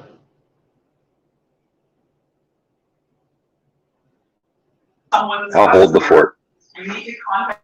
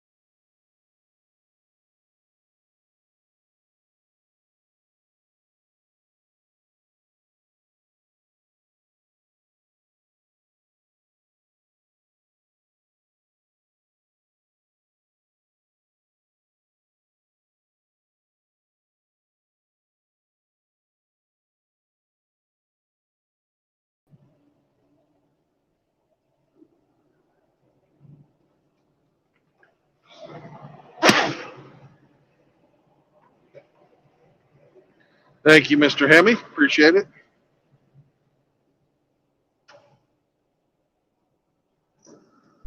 No problem. You feel better? Apparently, the report that I already filed was enough. Since nobody had to be towed and nobody was injured, they just treat it like whatever. Sure, I'll get a fucking ration of shit. So,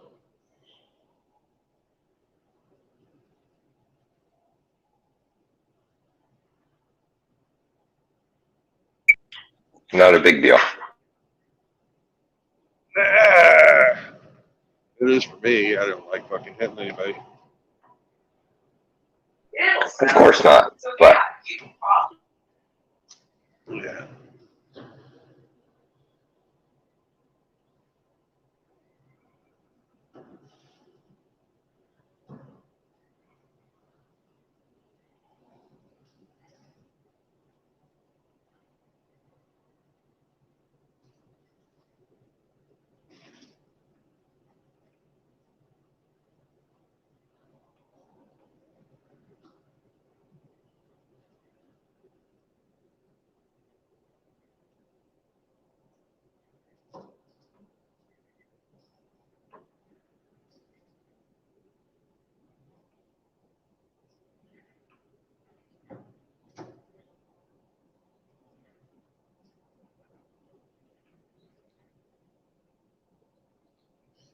I can't believe I'm only 83 miles from my fucking destination and this happened. God damn it.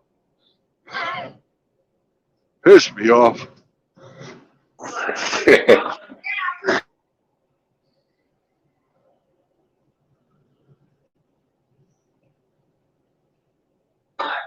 I have a feeling you're one of those guys who's his own worst critic. Oh, yeah, I am. I'm absolutely brutal with myself.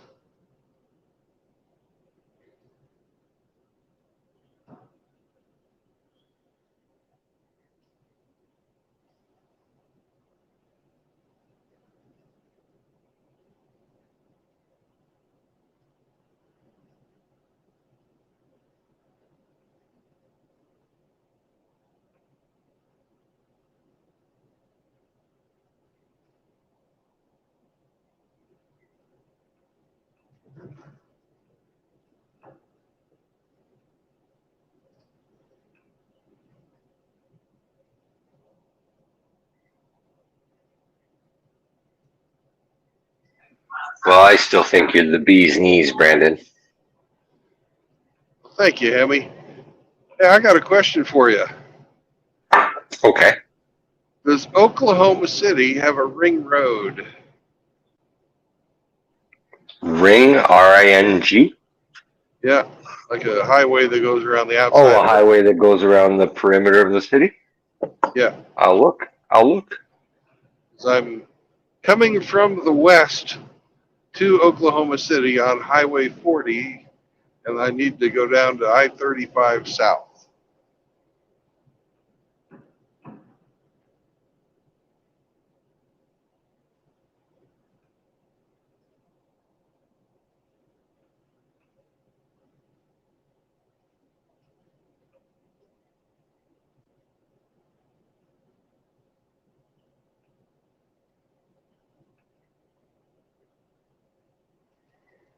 Well, you're in luck, it does. Good. You will come in on... Oh, let me look it up again. You're coming in on 40, you said, right? Yeah. And then it looks like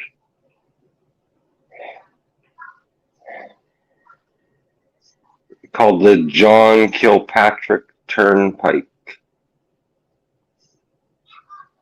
And it goes around around it.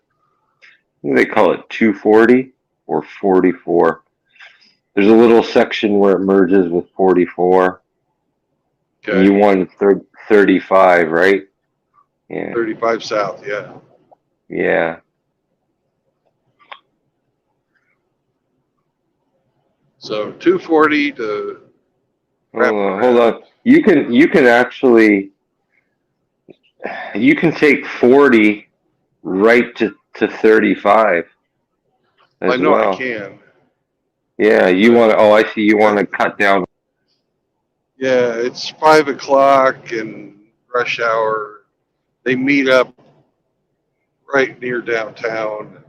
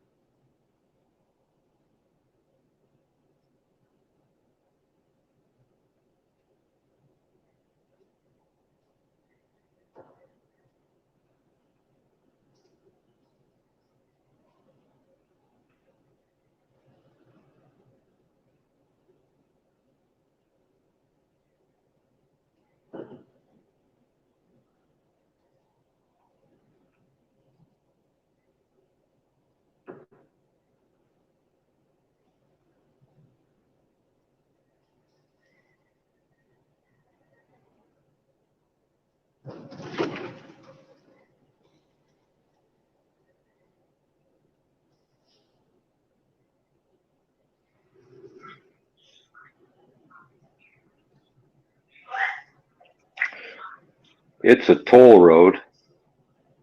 That don't matter. Okay. To me, it would. I'm cheap.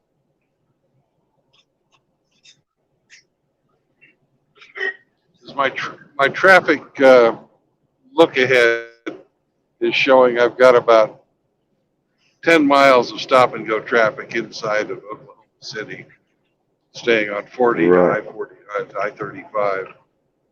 Right. Okay. So going around is a good thing. So Highway 240, got it. Yeah, I believe so.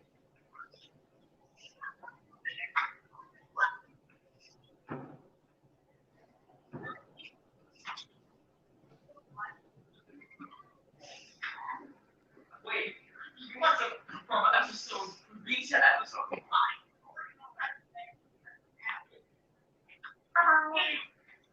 That's why you're Navigator Supreme.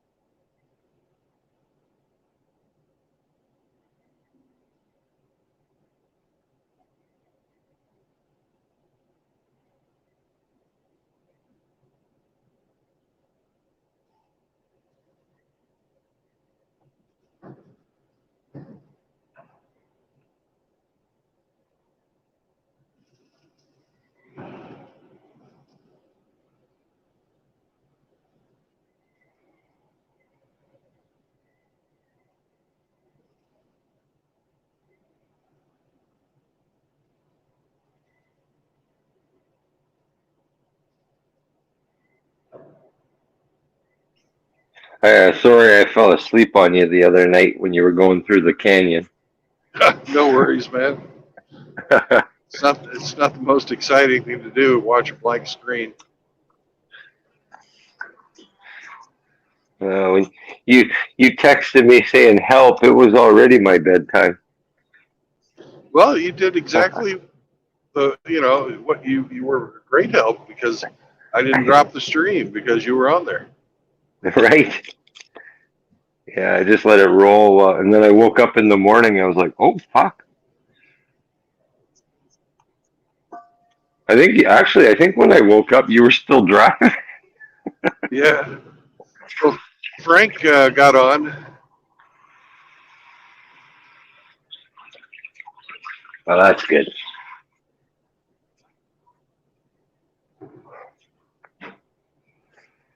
Ah,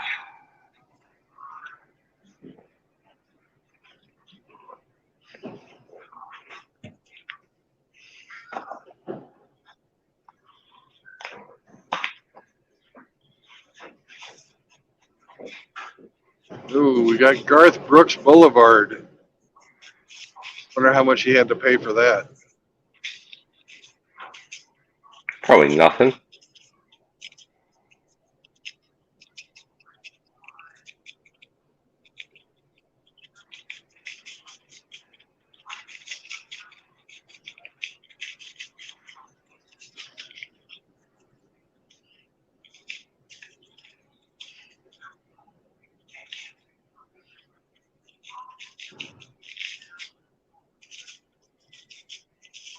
So, what kind of chicken you making?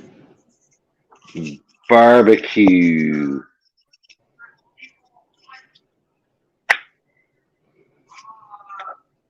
Barbecue chicken and ribs twice, and I'll put some barbecue sauce on them in the last 10 minutes or so.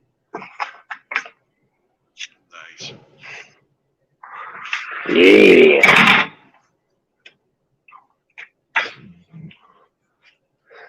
Some onion rings on the side.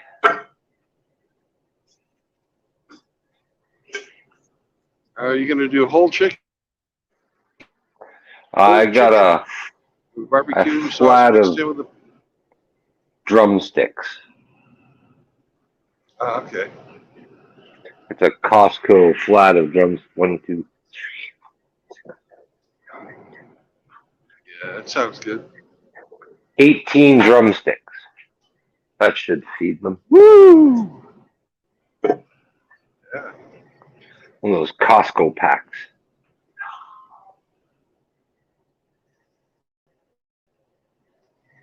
Well, you got an army to feed there.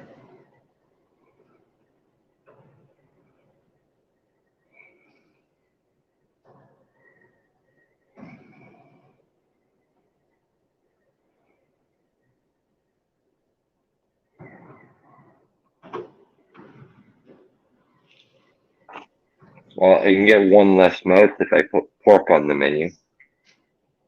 Yeah.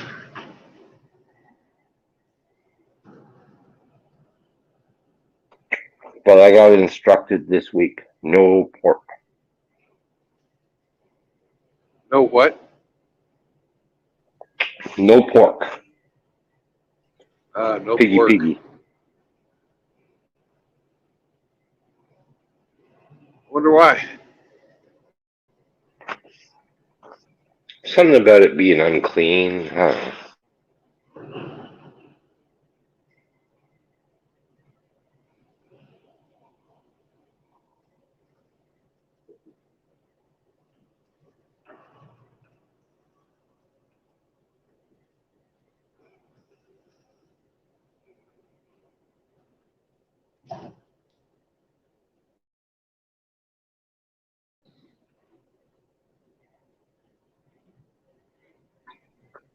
Instead of pork, I should have bought a bunch of shellfish.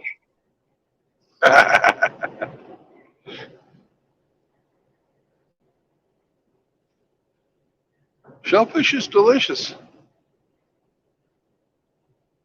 Yeah, but it's forbidden too.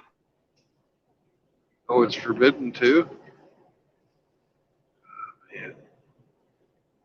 What are you ever going to do after, 68 days from now?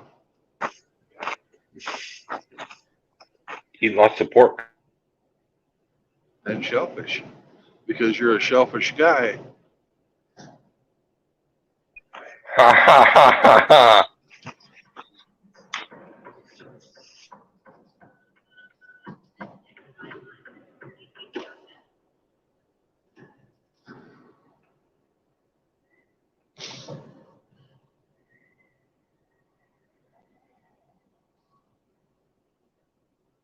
What's your favorite kind of shellfish?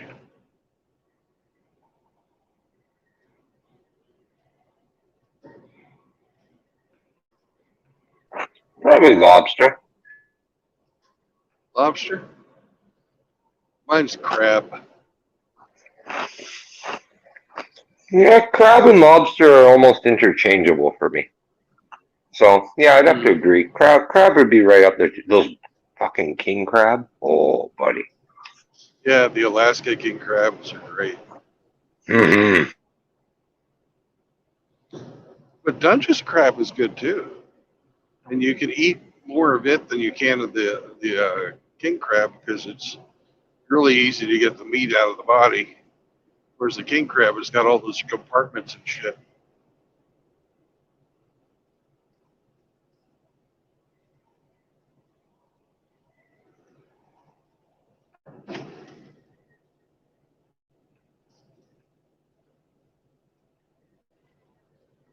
Can you believe they used to feed lobster to prisoners? Wow.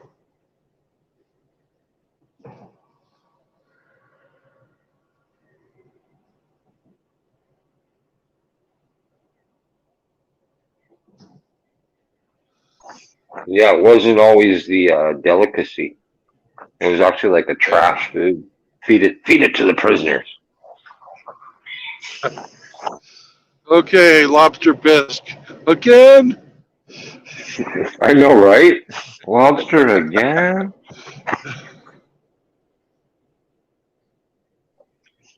Fast forward to like 2022 and a 2 pound lobster probably goes for $80 at a restaurant. Yeah.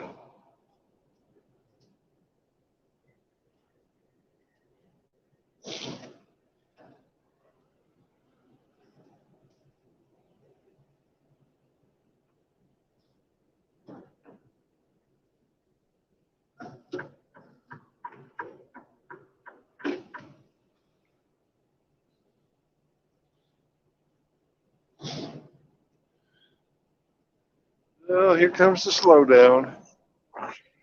When I went to the Caribbean, it was like all you could eat lobster. But I was disappointed because the Atlantic lobster doesn't have claws. Oh no. You got two big spikes or something instead of like, the traditional big fat claw. I was like, man, I'm missing out on all that claw meat. You know what? Conch was really good too. I like that, but that's pretty exotic. You don't get that here. Not very often. This guy in this fucking Chevy is a menace. Driving 45 fucking miles an hour. What is it with Mexicans and driving slow? I don't fucking understand it.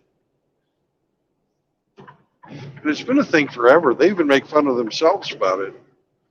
And you ever hear Lowrider, the song Lowrider by that great guitarist? He played at Woodstock. Santana. He's got a line in there that says, "Low riders don't use a lot of gas now. Slow riders don't drive too fast." You know?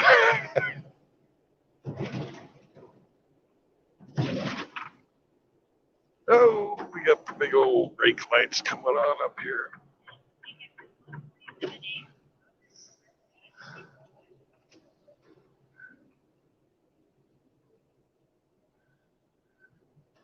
My thoughts of avoiding the traffic were rudely crushed.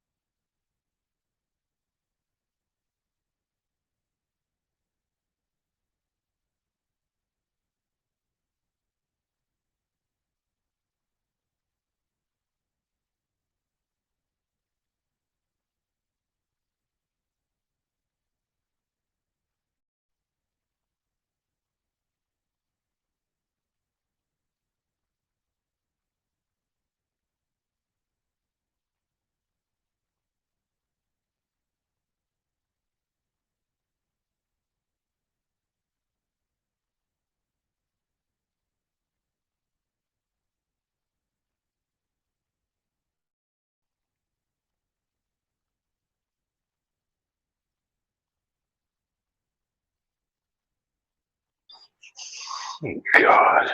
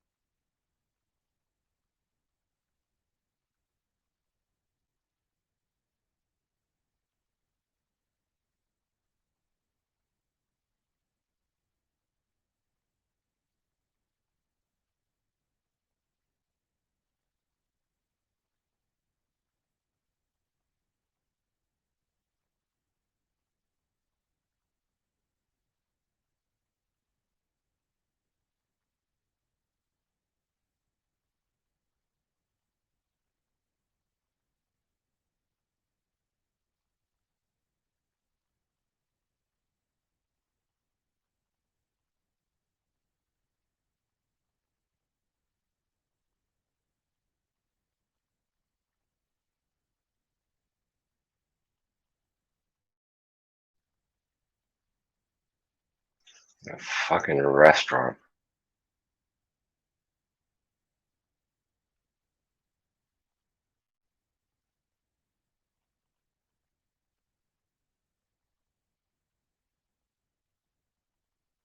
What's going on? They think it's a fucking restaurant. I got something for everyone. I'm not.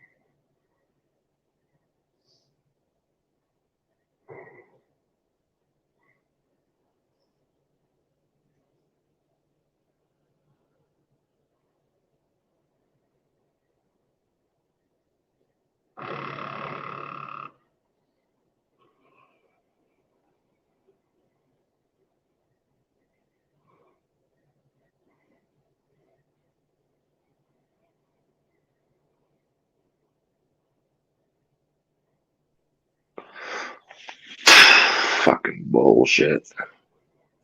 Ah, bullshit. They're fucking idle threats. Well, not idle, but just veiled. What do you call them? Veiled threats. Fucking. Yeah.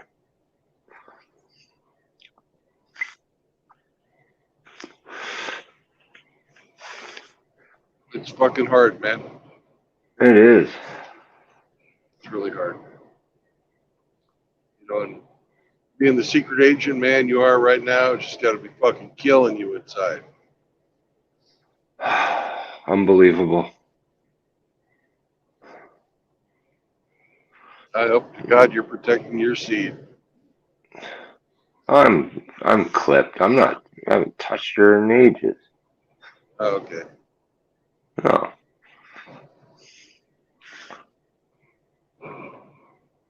So imagine if you weren't clipped, fucking having to worry about fucking getting her knocked up right when you're getting ready to leave. Oh yeah. Ooh, that'd be fucking brutal. No, just now I was like, she come down and make big scalloped potatoes. I'm like, fuck, scalloped potatoes? It's like fucking an hour long. So I'm complaining, grumbling a bit about. There wasn't even a could you make scalloped potatoes, please? I'm really No, hungry it's for like them. this is what I want, and so I'm like, fucking, I'm not a restaurant. She heard me.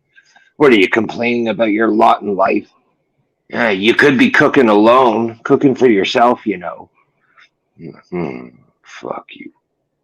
I know what that means. That's like some veiled threat. Like you should. Oh, it is. She thinks I should be lucky. Can thank her for taking abuse, and you're lucky you get to still stay and live with your children. Yeah.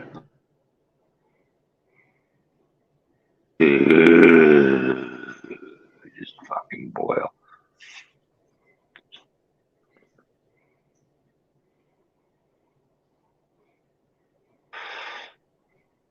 Many times I'd rather be alone.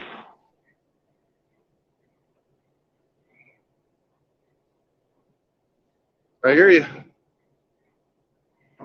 Oh, you're living It's a it. lot. It's a lot less fucking stressful.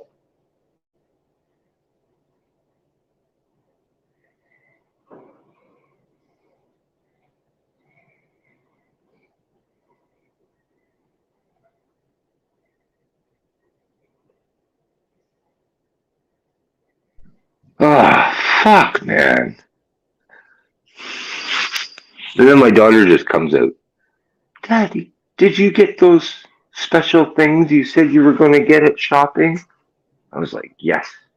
Can you make them tomorrow? I'm like, I won't be here tomorrow. Fucking, she's like, oh, fuck. God damn it, Brandon.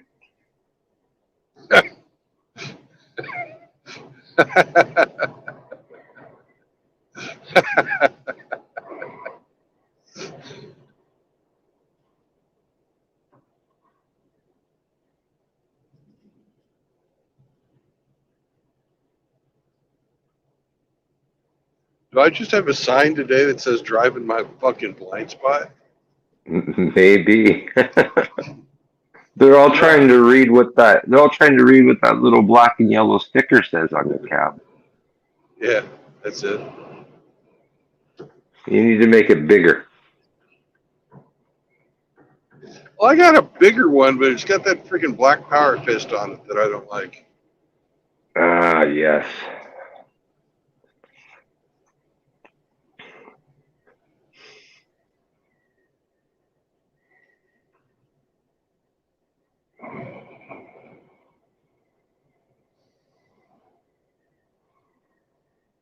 But they were free, so I'm not complaining.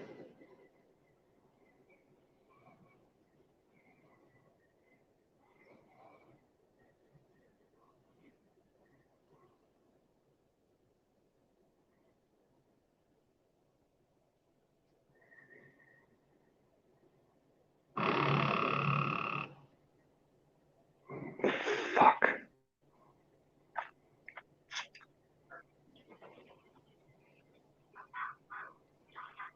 At least this weekend it's not going to snow on you. You won't have to come home and clear it out for them. Yeah.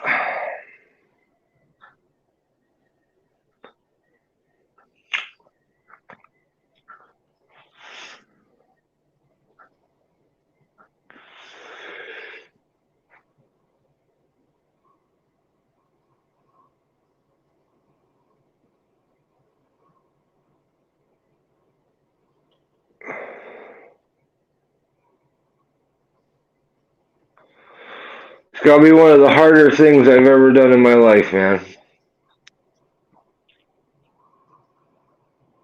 Fucking Yeah. each day is like you said, it does. It kills your fucking soul. Yeah. You just gotta fucking put up with it when you know you could be just fucking walking free right now. But you're doing the right thing by staying there till the end of the school year.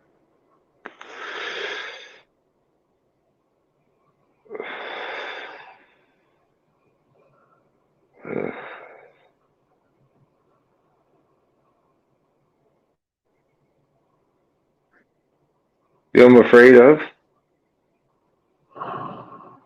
What's that? If it's not the school year, there's gonna be some other fucking commitment. Well, not that big of a commitment, you know. You've got the homeschooling set up and everything, and it wouldn't be fair to the kids, you know. But other than you could fucking get a big enough place when you move out that you can just pick them up every morning and go fucking school them, bring them back at night. Yeah. You know, that adds some drive into your days, but it gets you out from under her thumb and having to fucking put up with this bullshit. Fucking threats and stuff. You sleep better at night. Disrupts the kids a Eventually. bit. They're going to get disrupted anyways, but at least it's good for you.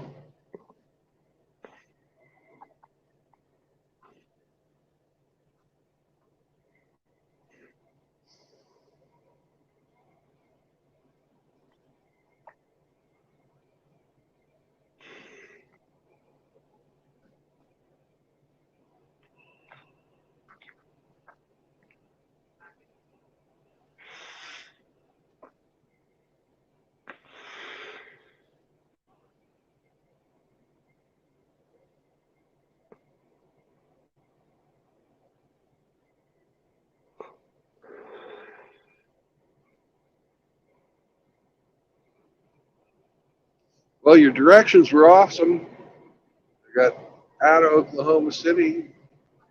Didn't have to slow down too much for too long. Are you on 35 South now? Yep, Nice. 35 miles from my destination. Good deal.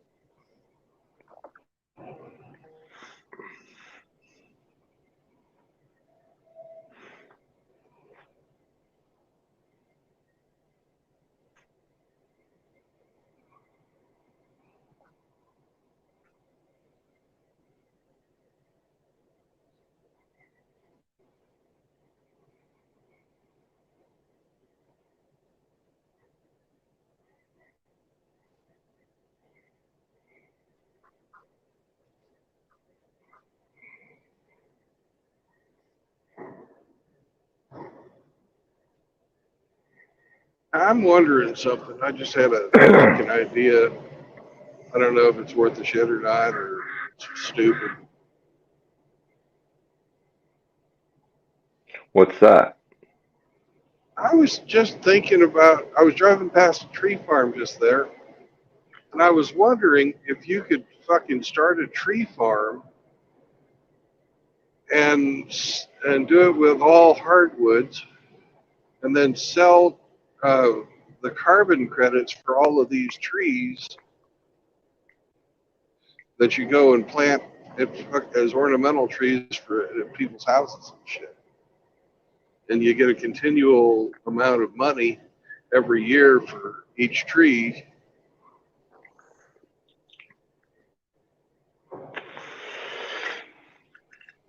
And you have that as, you know, kind of an income stream. I have no clue. Say what? I have no clue.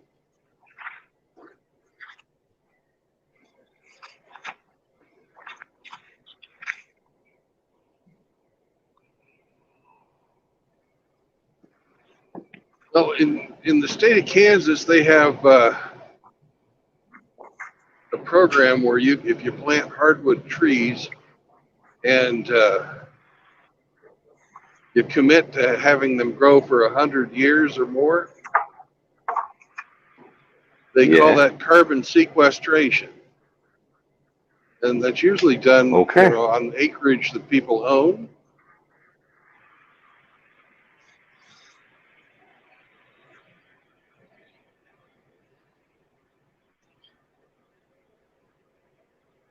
And I'm just wondering if it would be possible to, you know, do the same thing, but instead of it being acreage that we own, you know, the acreage that's owned by somebody else, but the tree, we hold the license for the fucking carbon credits for that tree. It's just a thought. I don't know. I haven't thought it through at all. It just occurred to me.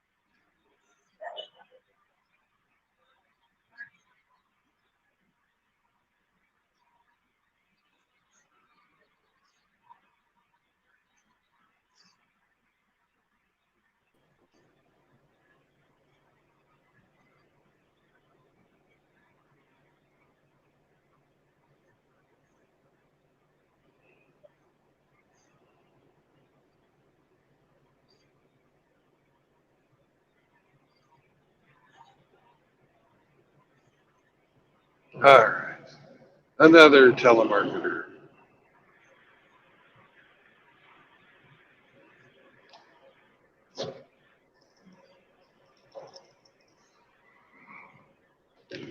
I am super surprised I haven't gotten a call from the safety department.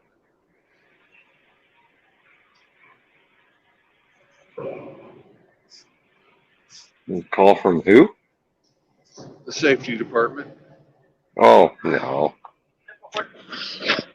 Sure. No, they'll call you tomorrow when you've forgotten all about it to remind you. Well, I filled out my paperwork, Oh yeah, complete they'll just with we're just color. following up. Yeah. You had to color it.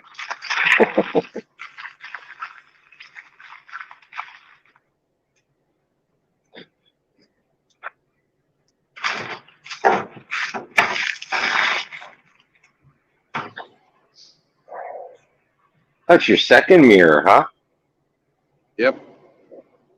But you're getting better now. You're taking them off in motion. So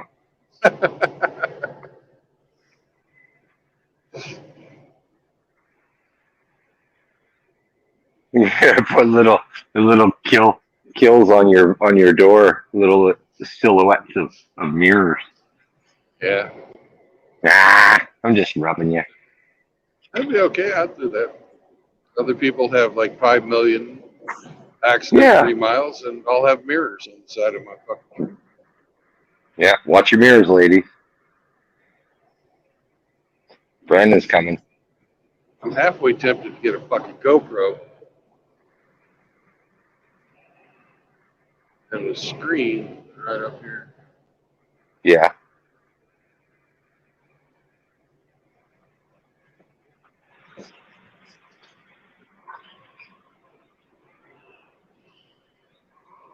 Ah, shit happens. Yeah. Some people shit happens to a lot more than others, but shit happens.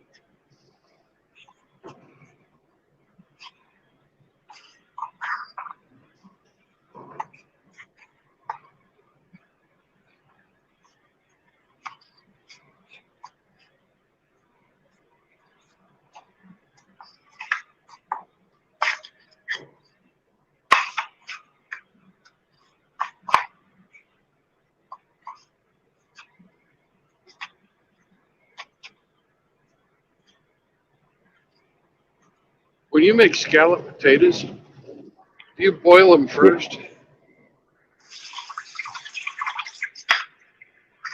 No.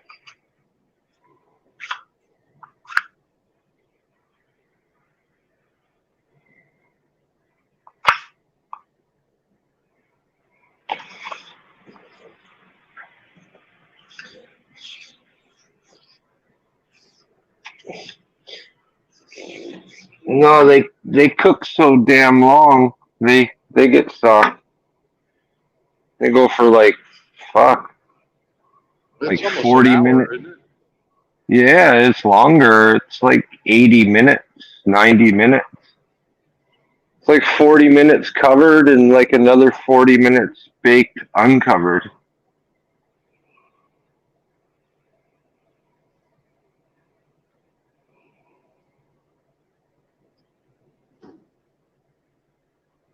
I boil mine first. That would speed things up, eh? Yeah, but it's hard to keep the fucking slices. Yeah, well, you just blanch them or like give them a real good boil. Good boil. Yeah, they'd be all soft to cut, no? Yeah, it's hard. Yeah, they get a little crumbly.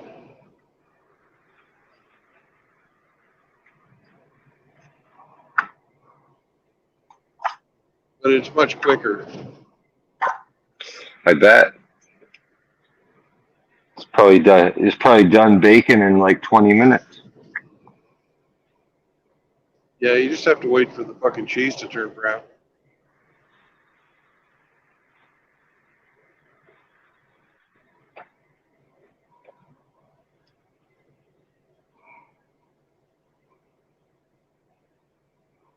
So with my ricotta, with my au gratin, I use ricotta cheese and cheddar. Okay. And with the ricotta, I mix in fucking those green onions, the little Mm-hmm. ones. Chop those up, mix it in there, as well as a little bit of garlic. I got a. Ricotta. Oh. I got a bit of Gruyere that I'm gonna finish it on top. Nice. It sounds good. Yeah, fancy. I love good Yeah. cheese.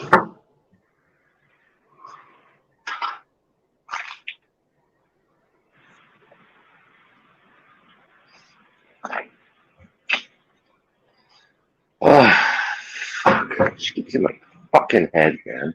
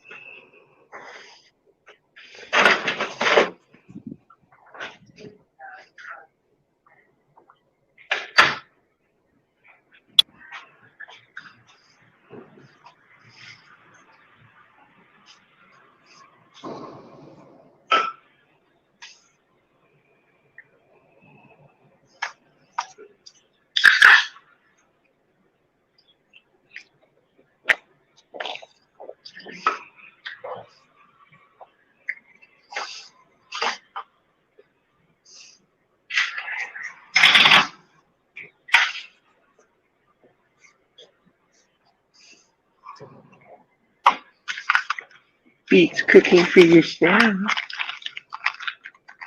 Mhm. My problem is I never get in my fucking brain right. I wouldn't go internalizing it like that. Yeah, I do. Gets all up in my head, and then, well,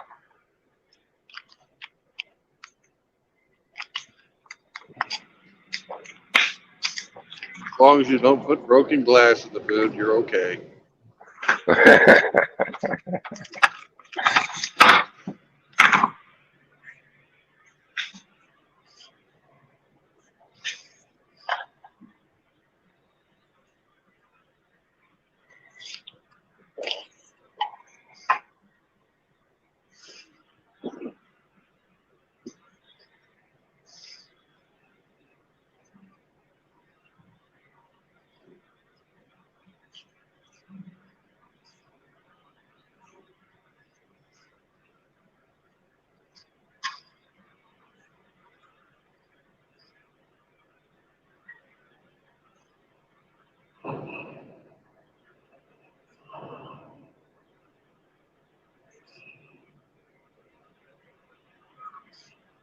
Somebody lost a chessboard.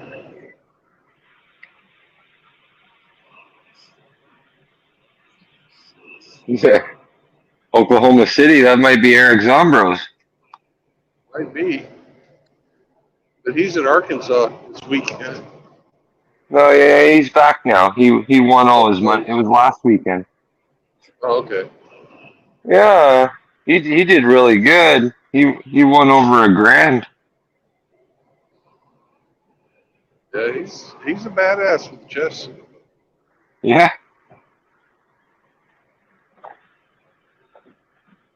The first day, I think he said he was like up $440, and then by the end of it all, it was like 1,050. I think he won in prize money. Nice. He did good. Yeah, he did really good. But he is he's not in Oklahoma right now. Actually, he's in New York visiting his new grandbaby. Ah, very good.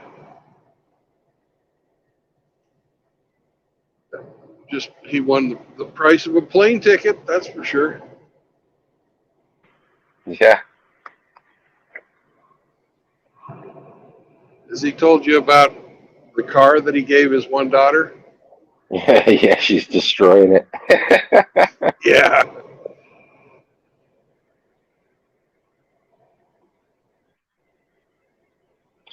Yep.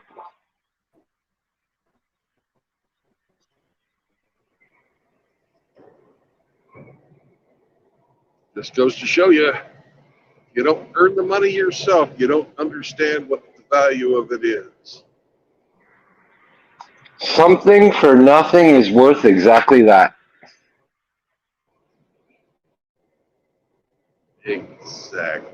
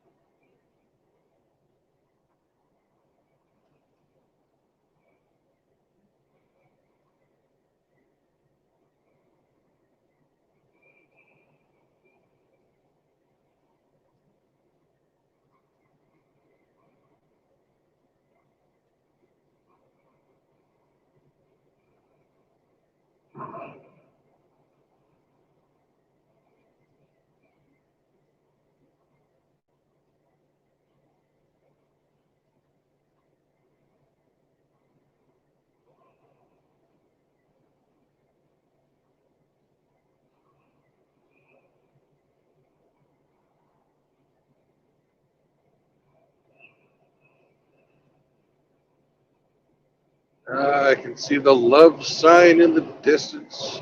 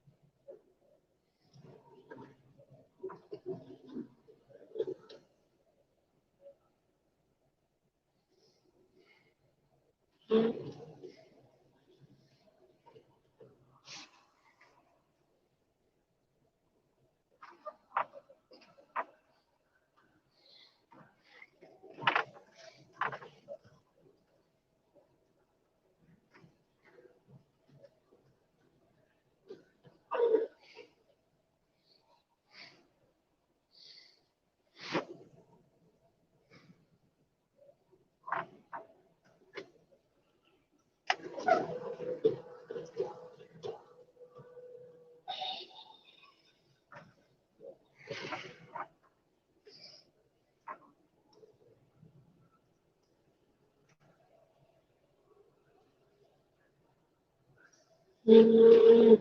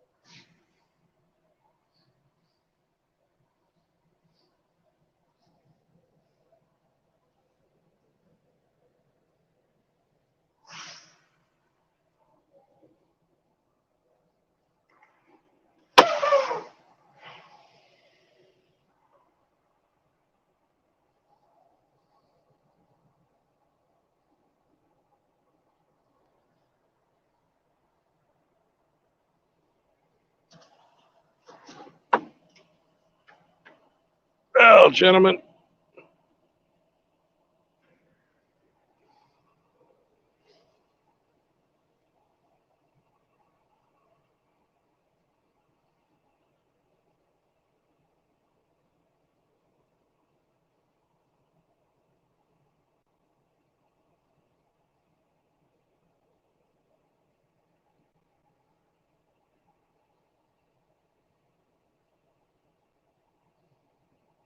it's a beautiful day. We're above dirt. Anyways, I have made it to where I need to go to wait to go over to Walmart. Walmart lets you come a half hour early or a half hour late. They charge you for being early. They charge you for being late. So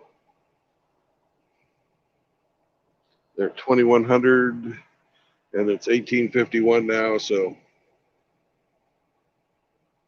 I'll sit here in this parking lot for a bit. Y'all have a good day. And remember, no marriage, no cohabitation, and no kids. Peace out. No homo.